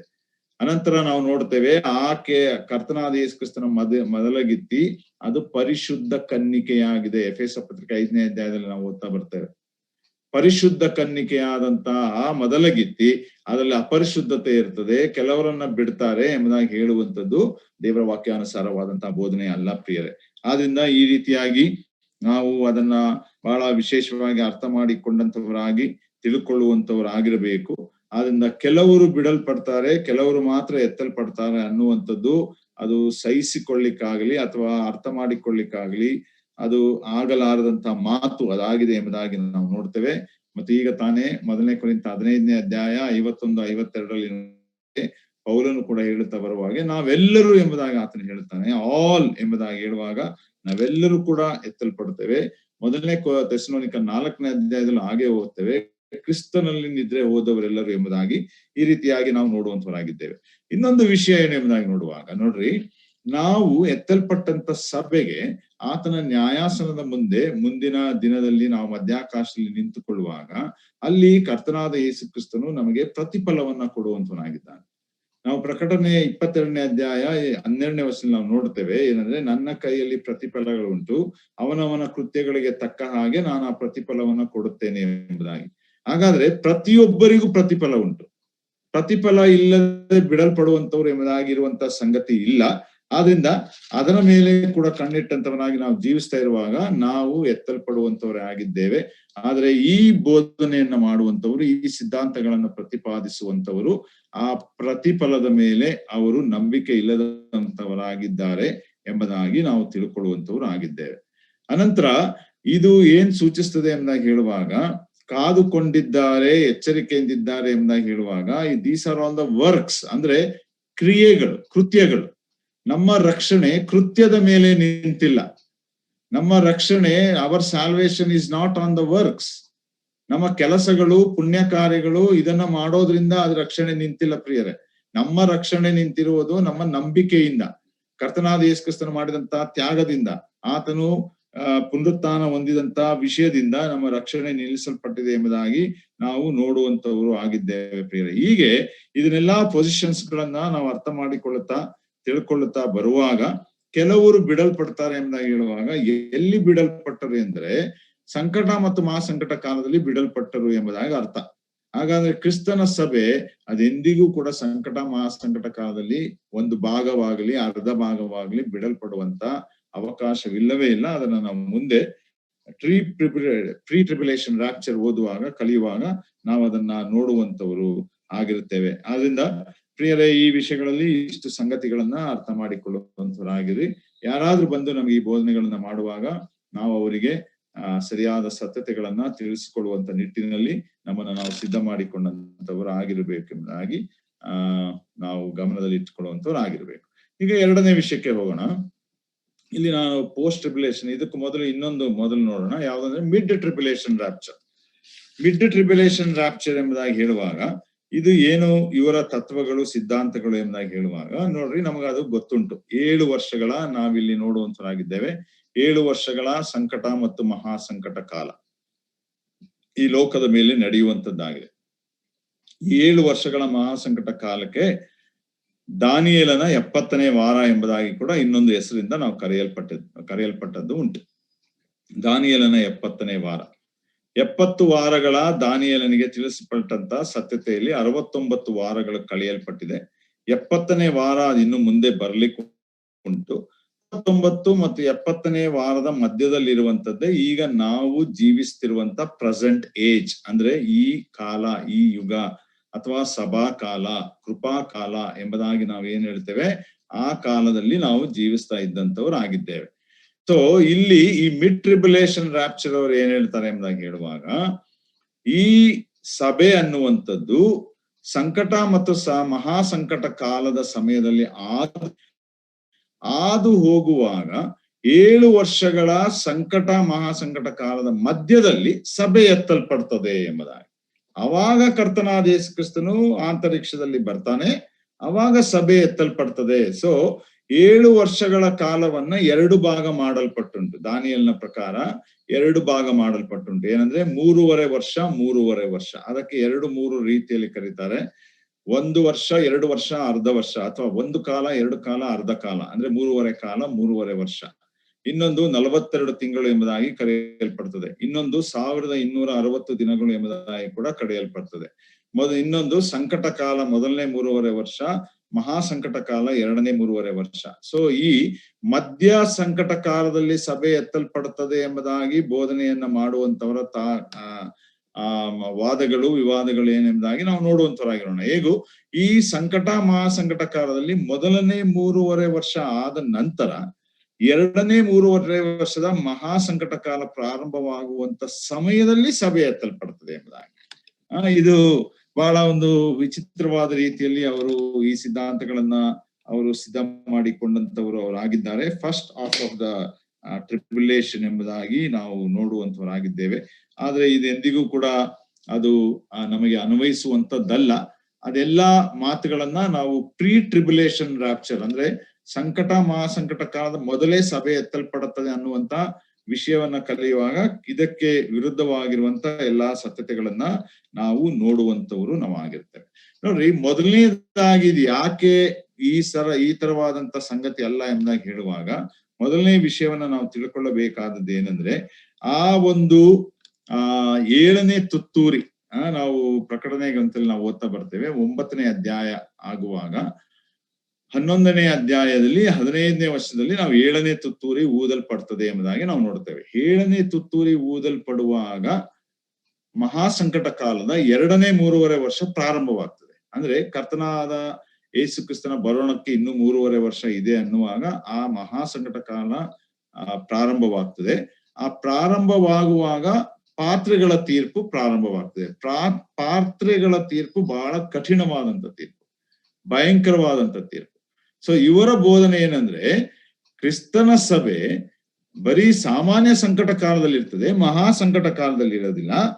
ಆದ್ರಿಂದ ಮಹಾಸಂಕಟ ಕಾಲ ಪ್ರಾರಂಭವಾಗುವಂತ ಮೊದಲೇ ಅದು ಎತ್ತಲ್ಪಡ್ತದೆ ಎಂಬುದಾಗಿ ಇವರು ಈ ಬೋಧನೆಗಳನ್ನ, ಸಿದ್ಧಾಂತಗಳನ್ನ ಅವರು ಹೇಳುವಂತವರಾಗಿದ್ದಾರೆ ಎಂಬುದಾಗಿ ನಾವು ನೋಡುವಂತವರಾಗಿದ್ದೇವೆ. ಅದರಲ್ಲಿ ನಾವು ವಿಶೇಷವಾಗಿ ತಿಳ್ಕೊಳ್ಳುವಂತವರಾಗಿರ್ಬೇಕು. ಯಾಕಂದ್ರೆ ಸಭೆ ಅನ್ನುವಂಥದ್ದು ಮಹಾಸಂಕಟ ಕಾಲದ ಮೊದಲೇ ಅದು ಎತ್ತಲ್ಪಡುವಂತ ಸತ್ಯತೆಯನ್ನ ನಾವು ನೋಡುವಂತವರಾಗಿದ್ದೇವೆ. ಈಗ 2ನೇ ಥೆಸಲೋನಿಕ 2ನೇ ಅಧ್ಯಾಯ 7-8 ವಚನದಲ್ಲಿ ಕೂಡ ನಾವು ನೋಡ್ತೇವೆ, ಕ್ರಿಸ್ತ ವಿರೋಧಿಗೆ ಅಡ್ಡಿ ಮಾಡುವಂಥದ್ದು ಈ ಲೋಕದಲ್ಲಿ ಉಂಟು, ಅದು ತೆಗೆಯಲ್ಪಟ್ಟ ಮೇಲೆ ಕ್ರಿಸ್ತ ವಿರೋಧಿ ಈ ಲೋಕದಲ್ಲಿ ಆಗಮಿಸುವಂತವನಾಗಿದ್ದಾನೆ ಎಂಬುದಾಗಿ. ಕ್ರಿಸ್ತ ವಿರೋಧಿ ಆಗಮನ ಈ 7 ವರ್ಷಗಳ ಮಹಾಸಂಕಟ ಕಾಲದ ಪ್ರಾರಂಭದಲ್ಲಿ ಅದಾಗುವಂತದ್ದಾಗಿದೆ ಎಂಬುದಾಗಿ ದೇವರ ವಾಕ್ಯದಿಂದಲೂ ಮತ್ತು ದಾನಿಯೇಲನ ಗ್ರಂಥ 9ನೇ ಅಧ್ಯಾಯದಿಂದಲೂ ಕೂಡ ನಾವು ಕಲಿಯುವಂತವರು, ತಿಳ್ಕೊಳ್ಳುವಂತವರು ಆಗಿದ್ದೇವೆ. ನೋಡ್ರಿ, ಇನ್ನೊಂದು ವಿಷಯ ಏನೆಂಬುದಾಗಿ ಹೇಳುವಾಗ, ನಮ್ಮ ಎದುರು ಕಾಣುವಂಥದ್ದು ಅಥವಾ ಕ್ರಿಸ್ತನ ಸಭೆಗಾಗಿ ಬರುವಂತ ಬರೋಣವನ್ನ ನಾವು ಎದುರು ನೋಡ್ತಾ ಇರುವಂತದ್ದು, that is called as the imminent return ಎಂಬುದಾಗಿ. ಇಮಿನೆಂಟ್ ರಿಟರ್ನ್ ಎಂಬುದಾಗಿ ಹೇಳುವಾಗ ತಕ್ಷಣದಲ್ಲಿ ನಡೆಯುವಂತ ಘಟನೆ, ಅದು ತಕ್ಷಣದಲ್ಲಿ ನಡೆಯುವಂತ ಘಟನೆ. 7 ವರ್ಷದಲ್ಲಿ ಅರ್ಧ ಕಾದುಕೊಂಡಾಗ ಸ್ವಾಮಿ ಬರ್ತಾನೆ ಅನ್ನುವಂತ ಘಟನೆ ಅಲ್ಲ. 7 ವರ್ಷ ಪ್ರಾರಂಭವಾಗುವ ಮೊದಲೇ ತಕ್ಷಣದಲ್ಲಿ ಸನಿಯದಲ್ಲಿರುವಂತಹ ಘಟನೆ. ಯಾವಾಗ ಬೇಕಾದ್ರೂ ಆಗಬಹುದು. ಈಗ ನಾವು ವಾಕ್ಯ ಹೇಳ್ತಾ ಇರ್ಬೇಕಾದ್ರೂ ಕೂಡ ಸ್ವಾಮಿ ಬರ್ಬೋದು, ರಾತ್ರಿ ಮಲಗಿರ್ಬೇಕಾದ್ರೂ ಕೂಡ ಬರ್ಬೋದು, ಇಲ್ಲ ನಾಳೆ ಬರ್ಬೋದು, ಯಾವಾಗ ಬೇಕಾದ್ರೂ ಕೂಡ ಸ್ವಾಮಿ ಬರುವಂತವನಾಗಿದ್ದಾನೆ. ಆ ಒಂದು ಡಾಕ್ಟ್ರಿನ್ ಮೇಲೆ ಇವರು ನಂಬಿಕೆ ಇಡುವಂತವ್ರು ಆಗಿಲ್ಲ. ಆದ್ರಿಂದ ಆ ಸ್ವಸ್ಥ ಬೋಧನೆ ಮೇಲೆ ಇವರು ನಂಬಿಕೆಯನ್ನು ಇಡುವುದಿಲ್ಲ. ಆದ್ರಿಂದ ಇವರು ಮಿಡ್ ಟ್ರಿಬ್ಯುಲೇಷನ್ ರಾಪ್ಚರ್, ಮಧ್ಯದಲ್ಲಿ ಎತ್ತಲ್ಪಡ್ತಾರೆ ಎಂಬುದಾಗಿರುವಂತ ಬೋಧನೆಯನ್ನ, ತತ್ವವನ್ನ ಅವರು ಮಾಡುವಂತವ್ರು ಆಗಿದ್ದಾರೆ. 3ನೇ ಒಂದು ವಿಷಯ ನೋಡ್ರಿ, ಇಲ್ಲಿ ನಾವು ನೋಡ್ತಾ ಬರ್ತೇವೆ ಪೋಸ್ಟ್ ಟ್ರಿಬ್ಯುಲೇಷನ್ ರಾಪ್ಚರ್ ಥಿಯರಿ ಎಂಬುದಾಗಿ. ಪೋಸ್ಟ್ ಟ್ರಿಬ್ಯುಲೇಷನ್ ರಾಪ್ಚರ್ ಅಂದ್ರೆ ಸಂಕಟ, ನೋಡ್ರಿ ಇಲ್ಲಿ ಚಿತ್ರದಲ್ಲಿ ನಾವು ನೋಡ್ತೇವೆ, ಇಲ್ಲಿ ಸಭೆ ಎತ್ತಲ್ಪಡ್ತದೆ ಅಂದ್ರೆ ಮಹಾಸಂಕಟ ಕಾಲ ತೀರಿದ ಮೇಲೆ, ಮಹಾಸಂಕಟ ಕಾಲ ತೀರಿದ ಮೇಲೆ, ಮುಗಿದ ಮೇಲೆ ಸಭೆ ಎತ್ತಲ್ಪಡುತ್ತೆ ಎಂಬುದಾಗಿ ಇವರ ಸಿದ್ಧಾಂತಗಳು, ಇವರ ಬೋಧನೆಗಳು ಅದಾಗಿದೆ ಎಂಬುದಾಗಿ ನಾವು ಇಲ್ಲಿ ಗ್ರಹಿಸಿಕೊಳ್ಳಿಕ್ಕೆ ಸಾಧ್ಯವಾಗುವಂತದ್ದಾಗಿದೆ. ಇದು ಬಹಳ ಶುದ್ಧವಾಗಿ ತಪ್ಪಾಗಿರುವಂತ, ವಾಕ್ಯಾನುಸಾರವಲ್ಲದಂತ ಬೋಧನೆ ಇದಾಗಿದೆ ಎಂಬುದಾಗಿ ನಾವು ತಿಳ್ಕೊಳ್ಳುವಂತವ್ರು ನಾವಾಗಿದ್ದೇವೆ ಪ್ರಿಯರೇ. ಯಾಕಂದ್ರೆ ಇದು ಮಹಾಸಂಕಟ ಕಾಲದಲ್ಲಿ ಸಭೆ ಹಾದು ಹೋಗ್ತದೆ ಎಂಬುದಾಗಿ ಈ ಬೋಧನೆಯನ್ನ ಮಾಡುವಂತವ್ರು ಆಗಿದ್ದಾರೆ. ಮತ್ತು ಮಹಾಸಂಕಟ ಕಾಲದಲ್ಲಿ ಸಭೆ ಹಾದು ಹೋಗ್ತದೆ ಎಂಬುದಾಗಿ ಬೋಧನೆಯನ್ನ ಮಾಡುವಂತವರಾಗಿದ್ದಾರೆ. ಮಹಾಸಂಕಟ ಕಾಲದಲ್ಲಿ ಸಭೆ ಹಾದು ಹೋಗುವಂತ ಅವಶ್ಯಕತೆ ಎಂದಿಗೂ ಇಲ್ಲ. ಅದನ್ನ ನಾವು ಕಡೆಯದಾಗಿ ಅಧ್ಯಯನವನ್ನ ಮಾಡೋಣ, ಸಪರೇಟ್ ಆಗಿ ಇಟ್ಕೊಳ್ಳೋಣ. ಅದನ್ನ ಯಾಕೆ ನಾವು ಆ ಮಹಾಸಂಕಟ ಕಾಲದಲ್ಲಿ ಹಾದು ಹೋಗುವುದಿಲ್ಲ ಅನ್ನೋದಕ್ಕೆ ನಿಖರವಾದ ದೇವರ ವಾಕ್ಯದ ಆಧಾರಗಳಿದೆ. ಅದನ್ನ ನಾವು ಕಡೆಯದಾಗಿ ಅಧ್ಯಯನ ಮಾಡುತ್ತಾ ಮುಂದೆ ಹೋಗುವಂತವರು ನಾವು ಆಗಿರೋಣ. ನೋಡ್ರಿ, ಈಗ ಪ್ರೆಸೆಂಟ್ ಏಜ್ ಎಂಬುದಾಗಿರುವಂತಹ ಈ ಕಾಲ ಅದು ಸಭಾ ಕಾಲ. ಅದರಿಂದ ಸಭಾ ಕಾಲ ಅನ್ನುವಂಥದ್ದು ಮುಗಿಯುವಂಥದ್ದು ಯಾವಾಗ ಎಂಬುದಾಗಿ ನೋಡುವಾಗ, ಕರ್ತನಾದ ಯೇಸು ಕ್ರಿಸ್ತನ ಮಧ್ಯಾಕಾಶಕ್ಕೆ ಬರುವಾಗ, ಸಭೆ ಎತ್ತಲ್ಪಡುವಾಗ ಈ ಲೋಕದ ಮೇಲೆ ಸಭಾ ಕಾಲ ಮುಗಿಯುವಂತದ್ದಾಗಿದೆ ಎಂಬುದಾಗಿ ನಾವು ನೋಡುವಂತವರಾಗಿದ್ದೇವೆ. ಈ ಸಭಾ ಕಾಲ ಮುಗಿದ ಮೇಲೆ ಲೋಕದಲ್ಲಿ ಸಂಕಟ ಮತ್ತು ಮಹಾಸಂಕಟ ಕಾಲದಲ್ಲಿ ಕ್ರಿಸ್ತ ವಿರೋಧಿಯ ಕಾಲ ಪ್ರಾರಂಭವಾಗ್ತದೆ. ಕ್ರಿಸ್ತ ವಿರೋಧಿಯ ಕಾಲ ಪ್ರಾರಂಭವಾಗ್ತದೆ. ಕ್ರಿಸ್ತ ವಿರೋಧಿ ಎಂಬುದಾಗಿ ಹೇಳುವಾಗ ನಾವು 2 ತರದಲ್ಲಿ ಅರ್ಥ ಮಾಡಿಕೊಳ್ಳುವಂತವರಾಗಿರ್ಬೇಕು. 1ನೇ ಯೋಹಾನ ಪತ್ರಿಕೆಯಲ್ಲಿಯೂ ಕೂಡ ಯೋಹಾನನು ಬರೀತಾನೆ, ಯಾರ್ಯಾರು ಕರ್ತನಾದ ಯೇಸು ಕ್ರಿಸ್ತನನ್ನ ದೇವರಲ್ಲವೆಂದು ಹೇಳುತ್ತಾರೋ, ಕ್ರಿಸ್ತನಲ್ಲವೆಂದು ಹೇಳುತ್ತಾರೋ ಅಥವಾ ಆತನ ವಿರುದ್ಧವಾಗಿದ್ದಾರೋ ಅವರು ಕ್ರಿಸ್ತ ವಿರೋಧಿ. ಅಂದ್ರೆ ಇದು ಇಂಡಿವಿಜುವಲ್ ಆಂಟಿ ಕ್ರೈಸ್ಟ್ ಎಂಬುದಾಗಿ ನಾವು ನೋಡಬಹುದು. ವೈಯಕ್ತಿಕವಾಗಿ ನಾವು ಕ್ರಿಸ್ತನನ್ನ ವಿರೋಧಿಸುವಂತವ್ರು ಎಂಬುದಾಗಿ, ಕ್ರಿಸ್ತ ವಿರೋಧಿ ಎಂಬುದಾಗಿ ನಾವು ನೋಡುವಂತರಾಗಿದ್ದೇವೆ. ಆದ್ರೆ ಇಲ್ಲಿ ಸಂಕಟ ಮತ್ತು ಮಹಾಸಂಕಟ ಕಾಲದಲ್ಲಿ ಬರುವಂತ ಕ್ರಿಸ್ತ ವಿರೋಧಿ, ಈತನು ಏಕೈಕ ವ್ಯಕ್ತಿ. ಆತನು ಯಾವ ಕ್ರಿಸ್ತ ವಿರೋಧಿ ಎಂಬುದಾಗಿ ಹೇಳುವಾಗ ನಾನೇ ಕ್ರಿಸ್ತನು ಎಂಬುದಾಗಿ ಬರ್ತಾನ. That is the antichrist. ಅಂದ್ರೆ ಡೂಪ್ಲಿಕೇಟ್ ಕ್ರೈಸ್ಟ್ ಎಂಬುದಾಗಿ ನಾವು ನೋಡಬಹುದು. ನಕಲು ಹೊಂದಿದಂತ ಕ್ರಿಸ್ತನಾಗಿ ಬರುವಂತವನಾಗಿದ್ದಾನೆ ಈ ಮಹಾಸಂಕಟ ಕಾಲದಲ್ಲಿ. ಸೊ ಸಭೆ ಅನ್ನುವಂಥದ್ದು ಒಂದು ನಾವು ಬಹಳ ಸ್ಪಷ್ಟವಾಗಿ ತಿಳ್ಕೊಳ್ಬೇಕು. ಈ ಕೃಪಾ ಕಾಲದಲ್ಲಿ ಕರ್ತನಾದ ಯೇಸು ಕ್ರಿಸ್ತನನ್ನ ಅಂಗೀಕರಿಸಿ ಆತನ ಸಭೆ ಆದಂತ ನಾವು ಎಂದೆಂದಿಗೂ ಕೂಡ ಈ ನಕಲು ಕ್ರಿಸ್ತ ವಿರೋಧಿಯ ಎದುರಿನಲ್ಲಿ ನಿಂತುಕೊಳ್ಳುವುದಾಗಲಿ, ಆತನ ಸಮಯದಲ್ಲಿ ಸಭೆ ಇಲ್ಲಿ ಜೀವಿಸುವುದಾಗಲಿ ಲೋಕದಲ್ಲಿ ಜೀವಿಸುವುದಾಗಲಿ ಅವಶ್ಯಕತೆ ಇಲ್ಲವೇ ಇಲ್ಲ. It is not necessary. ಒಂದು ಸಲ ಕ್ರಿಸ್ತನ ಮುಂದೆ ನಾವು ನಿಂತುಕೊಂಡಂತವರು ಕ್ರಿಸ್ತ ವಿರೋಧಿಯ ಮುಂದೆ ನಿಂತುಕೊಳ್ಳುವಂತ ಅವಕಾಶ ನಮ್ಗೆ ಇಲ್ಲವೇ ಇಲ್ಲ. ಅದು ದೇವರು ಒಪ್ಪುವಂಥದ್ದು ಅಲ್ಲ, ನ್ಯಾಯಸಮ್ಮತವಾದಂಥದ್ದು ಅಲ್ಲ. ಆದುದರಿಂದ ಪೋಸ್ಟ್ ಟ್ರಿಬ್ಯುಲೇಷನ್ ಥಿಯರಿ ಅನ್ನುವಂಥದ್ದು ಸಂಕಟ ಮಹಾಸಂಕಟ ಕಾಲ ಆದ ಮೇಲೆ ಸಭೆ ಎತ್ತಲ್ಪಡ್ತದೆ ಅನ್ನುವಂಥ ತತ್ವ, ಸಿದ್ಧಾಂತ, ಬೋಧನೆಗಳು ಬಹಳ ಶುದ್ಧವಾಗಿ ತಪ್ಪಾದಂತ ಬೋಧನೆಗಳು, ವಾಕ್ಯಾನುಸಾರವಿಲ್ಲದಂತ ಬೋಧನೆಗಳು. ನಾನು ಯಾಕೆ ಇದನ್ನ ಒತ್ತಾಗಿ ಹೇಳ್ತಾ ಇದ್ದೀನಿ ಎಂಬುದಾಗಿ ಹೇಳುವಾಗ 1825ನೇ ಇಸ್ವಿಯಲ್ಲಿ ಒಂದು ವೇಳೆ ಬ್ರದರನ್ ಮೂವ್ಮೆಂಟ್ ಪ್ರಾರಂಭವಾದ ನಂತರ ಈ ನಮ್ಮ ರ್ಯಾಪ್ಚರ್ ಅನ್ನುವಂಥದ್ದು ಸಭೆ ಎತ್ತಲ್ಪಡುವಂತ ವಿಷಯ ಈ ಲೋಕದಲ್ಲಿ ತಿಳಿಸಲ್ಪಟ್ಟಾಗ ಮೊದಲನೇದಾಗಿ, ಯಾಕಂದ್ರೆ ಆದಿ ಸಭೆಯಲ್ಲಿ ವಾಕ್ಯದಲ್ಲಿ ತಿಳಿಸಲ್ಪಟ್ಟಿತ್ತು. ಆದ್ರೆ ಆದಿ ಸಭೆಯಲ್ಲಿ ಬಂದಂತ ಮಹಾಪಿತರು ಅಂದ್ರೆ ದೇವ ಭಕ್ತರಾಗಿರುವಂತ ನಂಬಿಕೆಯ ಮಹಾಪಿತರು ಅನ್ನುವಂತ ಕೆಲವು ಅನೇಕ ಭಕ್ತರಿದ್ದರು. 100ನೇ ಇಸ್ವಿಯಲ್ಲಿ, ಕ್ರಿಸ್ತಶಕ 200ನೇ ಇಸ್ವಿಯಲ್ಲಿ, 300ನೇ ಇಸ್ವಿಯಲ್ಲಿ ಅವ್ರು ಯಾರು ಕೂಡ ಈ ವಿಷಯಗಳ ಕುರಿತು ಹೆಚ್ಚಾಗಿ ಮಾತಾಡಿರ್ಲಿಲ್ಲ. ಆದ್ರೆ ಬ್ರದರನ್ ಮೂವ್ಮೆಂಟ್ ಪ್ರಾರಂಭವಾದ ಮೇಲೆ ವಾಕ್ಯವನ್ನ ಕಲಿಯುತ್ತಾ ಹೋದಾಗ ಅವರು ಕೆಲವು ಈ ಎಲ್ಲಾ ಸತ್ಯತೆಗಳನ್ನ ಈ ಲೋಕಕ್ಕೆ ವಿಶ್ವಾಸಿಗಳಿಗೆ ಸಭೆಗೆ ಅವರು ಪರಿಚಯ ಮಾಡಿಕೊಟ್ಟರು. ಆದ್ರಿಂದ ಆ ಪರಿಚಯ ಮಾಡಿಕೊಟ್ಟಕ್ಕೆ ತಕ್ಕ ಹಾಗೆ ನಾವು ಕೂಡ ವಾಕ್ಯಾನುಸಾರವಾಗಿ ಅರ್ಥ ಮಾಡಿಕೊಳ್ಳಬೇಕಾದ್ದೇನೆಂದ್ರೆ ಇಲ್ಲಿ ಕ್ರಿಸ್ತ ವಿರೋಧಿಯ ಮುಂದೆ ಸಭೆ ನಿಲ್ಲುವಂತ ಅವಶ್ಯಕತೆ ಇಲ್ಲ. ಆದ್ರೆ ಈಗ ದುಃಖಕರವಾದಂತ ಸಂಗತಿ ಏನಂದ್ರೆ ಇತ್ತೀಚೆಗೆ ಬಂದಂತ ವರಿಗಳ ಪ್ರಕಾರ ಕೆಲವು ಬ್ರದರನ್ಸ್ಗಳು ಕೂಡ ಈ ಒಂದು ತತ್ವವನ್ನ ಹಿಡುಕೊಂಡು ಹೋಗುವಂತರಾಗಿದ್ದಾರೆ ಎಂಬುದಾಗಿ ಅಲ್ಲಲ್ಲಿ ಕೇಳಿಸ್ಕೊಳ್ಳುವಂತ ಸಂಗತಿಗಳು ಉಂಟು. ಬ್ರದರನ್ಸ್ಲೂ ಕೆಲವರು ಅಲ್ಲಲ್ಲಿ ಈ ತರ ಬೋಧನೆಗಳನ್ನ ಮಾಡ್ತಾ ಇದ್ದಾರೆ, ಇದೇ ಸರಿ ಎಂಬುದಾಗಿ ಅವರು ಅದನ್ನ ಪ್ರತಿಪಾದಿಸ್ತಾ ಇದ್ದಾರೆ ಅನ್ನುವಂತ ವರದಿಗಳು ಬರ್ತಾ ಇದೆ. ಆದ್ರಿಂದ ನಾವು ಒಂದು ವೇಳೆ ಬಹಳ ಎಚ್ಚರಿಕೆಯಾಗಿರಬೇಕು. ನಾವು ಪ್ರೀ ಟ್ರಿಬ್ಯುಲೇಷನ್ ಥಿಯರಿ ಅಂದ್ರೆ ಸಭೆ ಸಂಕಟ ಮಹಾಸಂಕಟ ಕಾಲದ ಮೊದಲೇ ಎತ್ತಲ್ಪಡ್ತದೆ ಅನ್ನುವುದು ಕಲಿಯುವಾಗ ನೋಡುವಂತ ವಾಕ್ಯ ಆಧಾರಗಳನ್ನ ಸ್ಪಷ್ಟವಾಗಿ ತಿಳ್ಕೊಂಡಂತವರಾಗಿ ಇದು ಶುದ್ಧವಾಗಿ ತಪ್ಪಾದಂತ ಬೋಧನೆ ಎಂಬುದಾಗಿ ನಾವು ಅರ್ಥ ಮಾಡಿಕೊಂಡು ವಾಕ್ಯಕ್ಕನುಸಾರವಾಗಿರುವಂತ ಬೋಧನೆಯನ್ನೇ ನಾವು ಹಿಂಬಾಲಿಸುವಂತವರಾಗಿರ್ಬೇಕು, ಹಿಡ್ಕೊಂಡು ಹೋಗುವಂತವರಾಗಿರ್ಬೇಕು ಎಂಬುದಾಗಿ ನಾವು ತಿಳ್ಕೊಳ್ಳುವಂತವ್ರು ಆಗಿದ್ದೇವೆ. ಅನಂತರ ನಾವು ನೋಡುವಾಗ ನೋಡ್ರಿ, ಈ ಸಂಕಟ ಮಹಾಸಂಕಟ ಕಾಲ ಸಭೆಗೆ ಕೊಡಲ್ಪಟ್ಟಿರುವುದಲ್ಲ. ಈ ಸಂಕಟ ಮಹಾಸಂಕಟ ಕಾಲ ಇಸ್ರಾಯೇಲರಿಗೆ ಕೊಡಲ್ಪಟ್ಟಿರೋದು. ಸಭೆ ಅನ್ನುವಂತ ಕಾರ್ಯಕ್ರಮ ಈಗ ಲೋಕದಲ್ಲಿ ಜಾರಿಯಲ್ಲುಂಟು. The programme of the church is on the earth now. ಲೋಕದ ಮೇಲೆ ಸಭೆ ಕಾರ್ಯಕ್ರಮ, ಸಭಾ ಕಾಲ ಜಾರಿಯಲ್ಲುಂಟು. ಸಭಾ ಕಾಲವನ್ನ ದೇವರಿ ಲೋಕದ ಮೇಲೆ ತಂದಾಗ ತಾತ್ಕಾಲಿಕವಾಗಿ ಸಭಾಕಾಲ ಮುಗಿಯುವ ತನಕ ಇಸ್ರಾಯೇಲ್ ಅನ್ನುವಂತ ಕಾಲವನ್ನ ಆತನು ಈಗ ಕೈಬಿಟ್ಟಿದ್ದಾನೆ ಎಂಬುದಾಗಿ ಹೇಳುವಾಗ ಶಾಶ್ವತವಾಗಿ ಕೈಬಿಟ್ಟಿಲ್ಲ, ಅವರನ್ನ ಮತ್ತೆ ಪುನರುಸ್ಥಾಪಿಸ್ತಾನೆ. ಯಾವಾಗ ಪುನರುಸ್ಥಾಪಿಸ್ತಾನೆ ಅಂದ್ರೆ ಈ 7 ವರ್ಷಗಳ ಸಮಯದಲ್ಲಿ ಅವರನ್ನ ಪುನರುಸ್ಥಾಪಿಸ್ತಾನೆ. ಆದ್ರಿಂದ ಈ 7 ವರ್ಷಗಳ ಸಮಯಗಳು ಅದು ಇಸ್ರಾಯೇಲರಿಗೆ ಕೊಡಲ್ಪಟ್ಟಿದೆ ಹೊರತು ಸಭೆಗೆ ಕೊಡಲ್ಪಟ್ಟದ್ದಲ್ಲ ಎಂಬುದಾಗಿ ನಾವು ಅರ್ಥ ಮಾಡಿಕೊಳ್ಳುವಂತವರು ಆಗಿರಬೇಕು. ನೋಡ್ರಿ, ಈ ಸಂಕಟ ಮತ್ತು ಮಹಾಸಂಕಟ ಕಾಲ ಎಂಬುದಾಗಿ ಹೇಳುವಾಗ ಇದು ಬಹಳ ಭಯಂಕರವಾಗಿರುವಂತಹ ಒಂದು ಸಮಯ.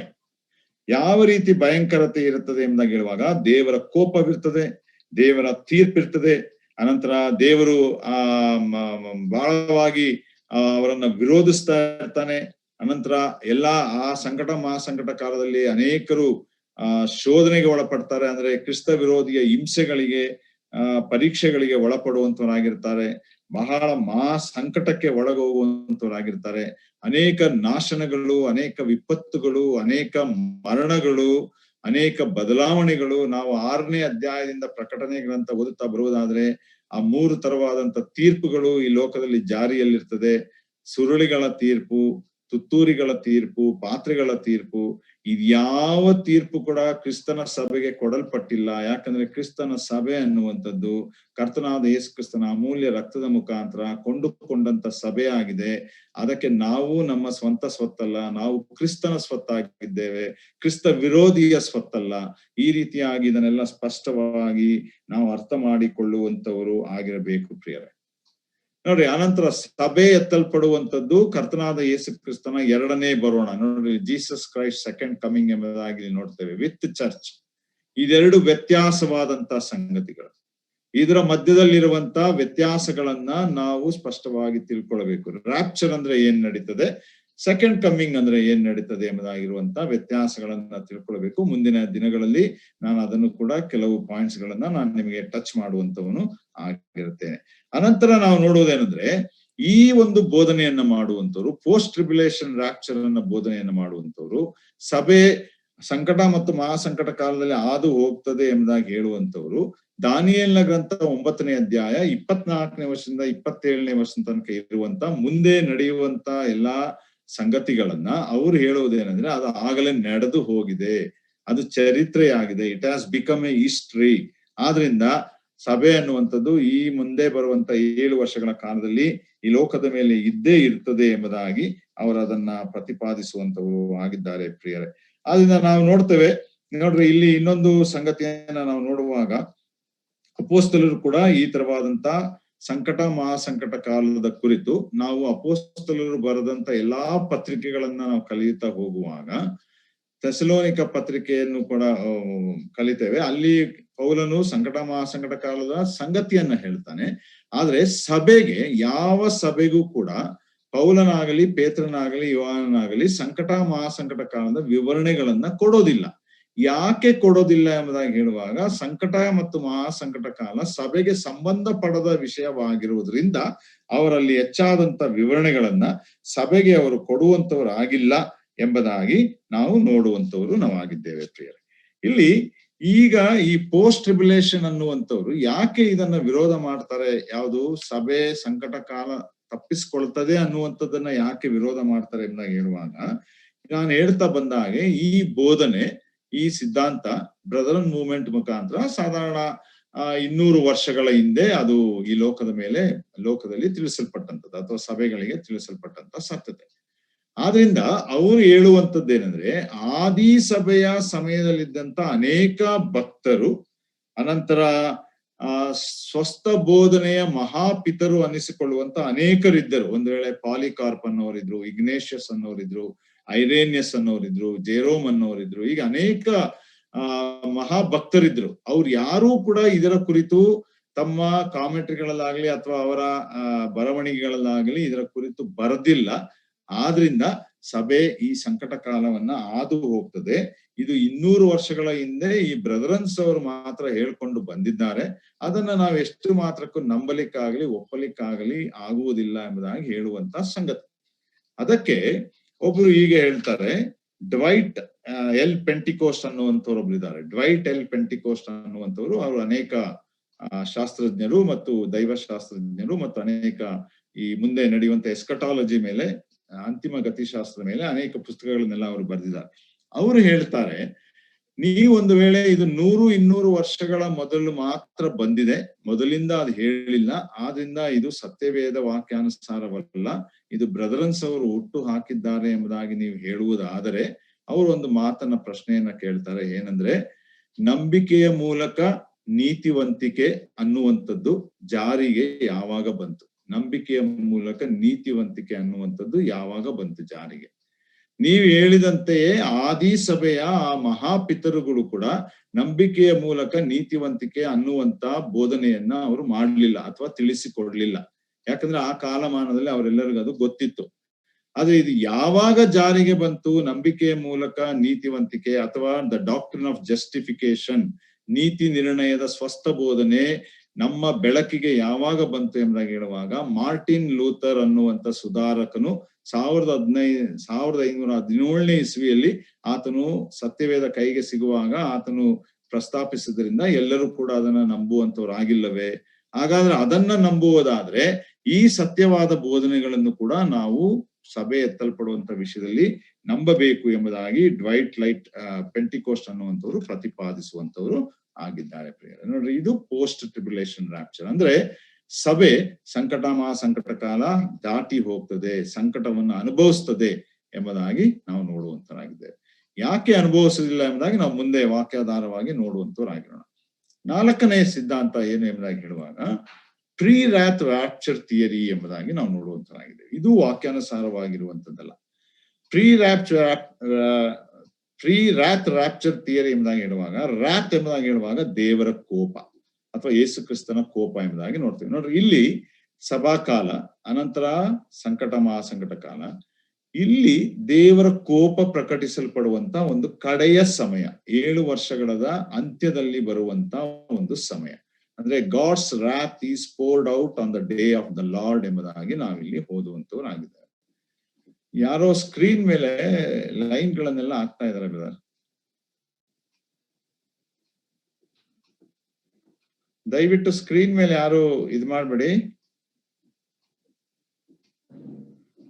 ಇಲ್ಲಿ ನಾವು ನೋಡುವಂತವರಾಗಿದ್ದೇವೆ. ನೋಡ್ರಿ, ಇಲ್ಲಿ ಡೇ ಆಫ್ ದ ಲಾರ್ಡ್ ಎಂಬುದಾಗಿ ಹೇಳುವಾಗ ಕರ್ತನು ತನ್ನ ಅತಿಯಾದಂತ ಕೋಪವನ್ನ ಪ್ರಕಟಿಸ್ತಾನೆ ಆತನ 2ನೇ ಬರುಣದಲ್ಲಿ. ಅದು ಯಾವಾಗ ಎಂಬುದಾಗಿ ಹೇಳುವಾಗ, ಒಂದು ವೇಳೆ ಅರ್ಮಗದೋನ್ ಯುದ್ಧ, ಈ ಎಲ್ಲಾ ಕಡೆಯ ಸಮಯದಲ್ಲಿ ಎಲ್ಲರನ್ನ ಆತನು ನಾಶ ಮಾಡುವಂತವನಾಗಿದ್ದಾನೆ. ಆ ಸಮಯಕ್ಕೆ ಬರುವಾಗ ಸಭೆ ಎತ್ತಲ್ಪಡ್ತದೆ ಅನ್ನುವಂಥದ್ದು ಇವರ ತತ್ವಗಳಾಗಿದೆ. ಇದು ಬಹಳ ತಪ್ಪಾದಂತ ತತ್ವಗಳು. ಒಂದು ವೇಳೆ ಅದು ಪೋಸ್ಟ್ ಟ್ರಿಬ್ಯುಲೇಷನ್, ರಾಜೇಂದ್ರ ಬ್ರದರ್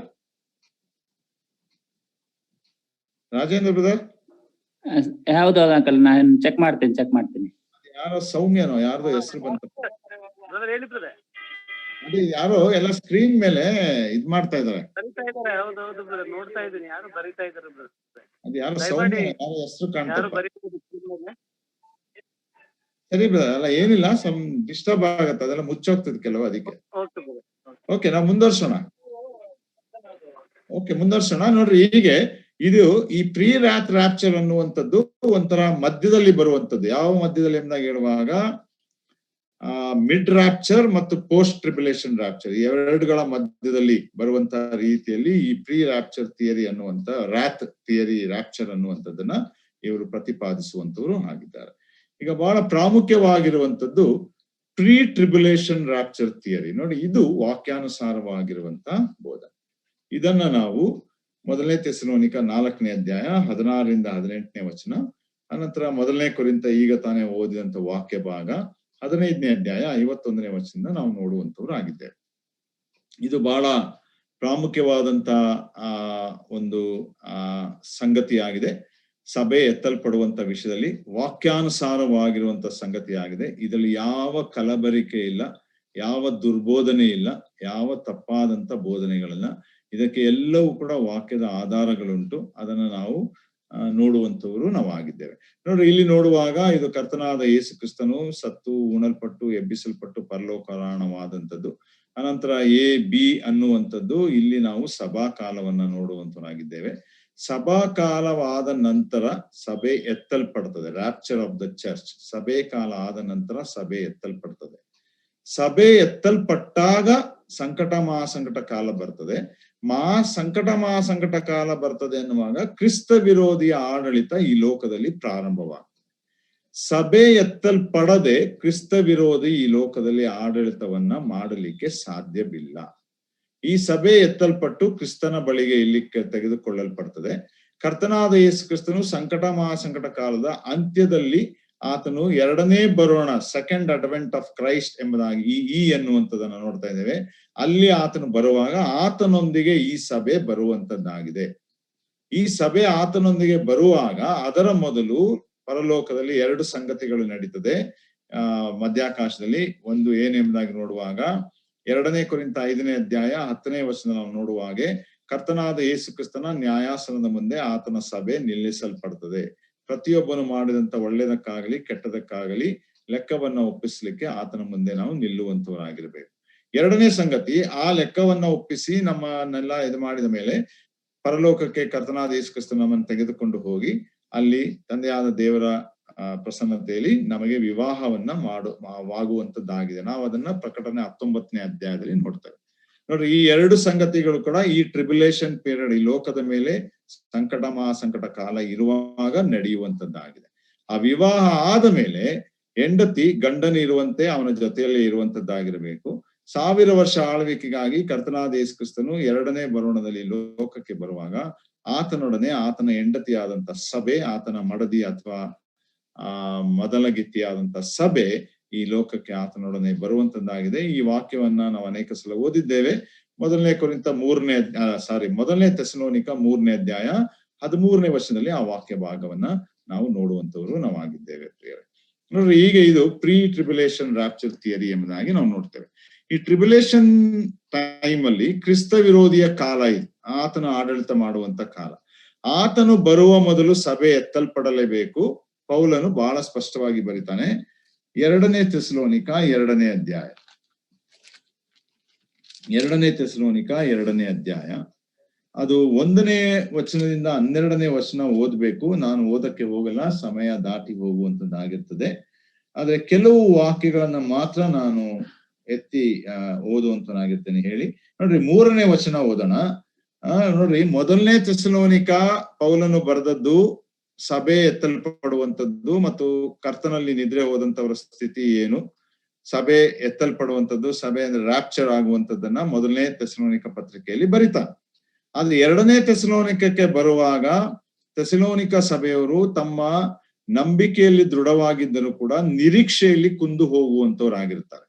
ನಿರೀಕ್ಷೆಯಲ್ಲಿ ಕುಂದು ಹೋಗುವಂತವರಾಗಿ ಕರ್ತನಾದ ಯೇಸು ಕ್ರಿಸ್ತನು ಬಂದೇ ಬಿಡ್ತಾನೆ ಎಂಬುದಾಗಿ ಹೇಳಿಕೊಂಡಂತವರಾಗಿ ತಮ್ಮ ಕೆಲಸ ಕಸಬುಗಳನ್ನೆಲ್ಲ ಬಿಟ್ಟು ಬೇರೆಯವರ ಮೇಲೆ ಆತುಕೊಂಡು ಅವರ ಮನೆಯಲ್ಲಿ ಊಟ ಮಾಡುವಂಥದ್ದು, ಇಂಥರವಾದಂತ ಸೋಮಾರಿತನದ ಸಂಗತಿಗಳನ್ನ ಅವರು ಮಾಡುವಂತವರಾಗಿರ್ತಾರೆ.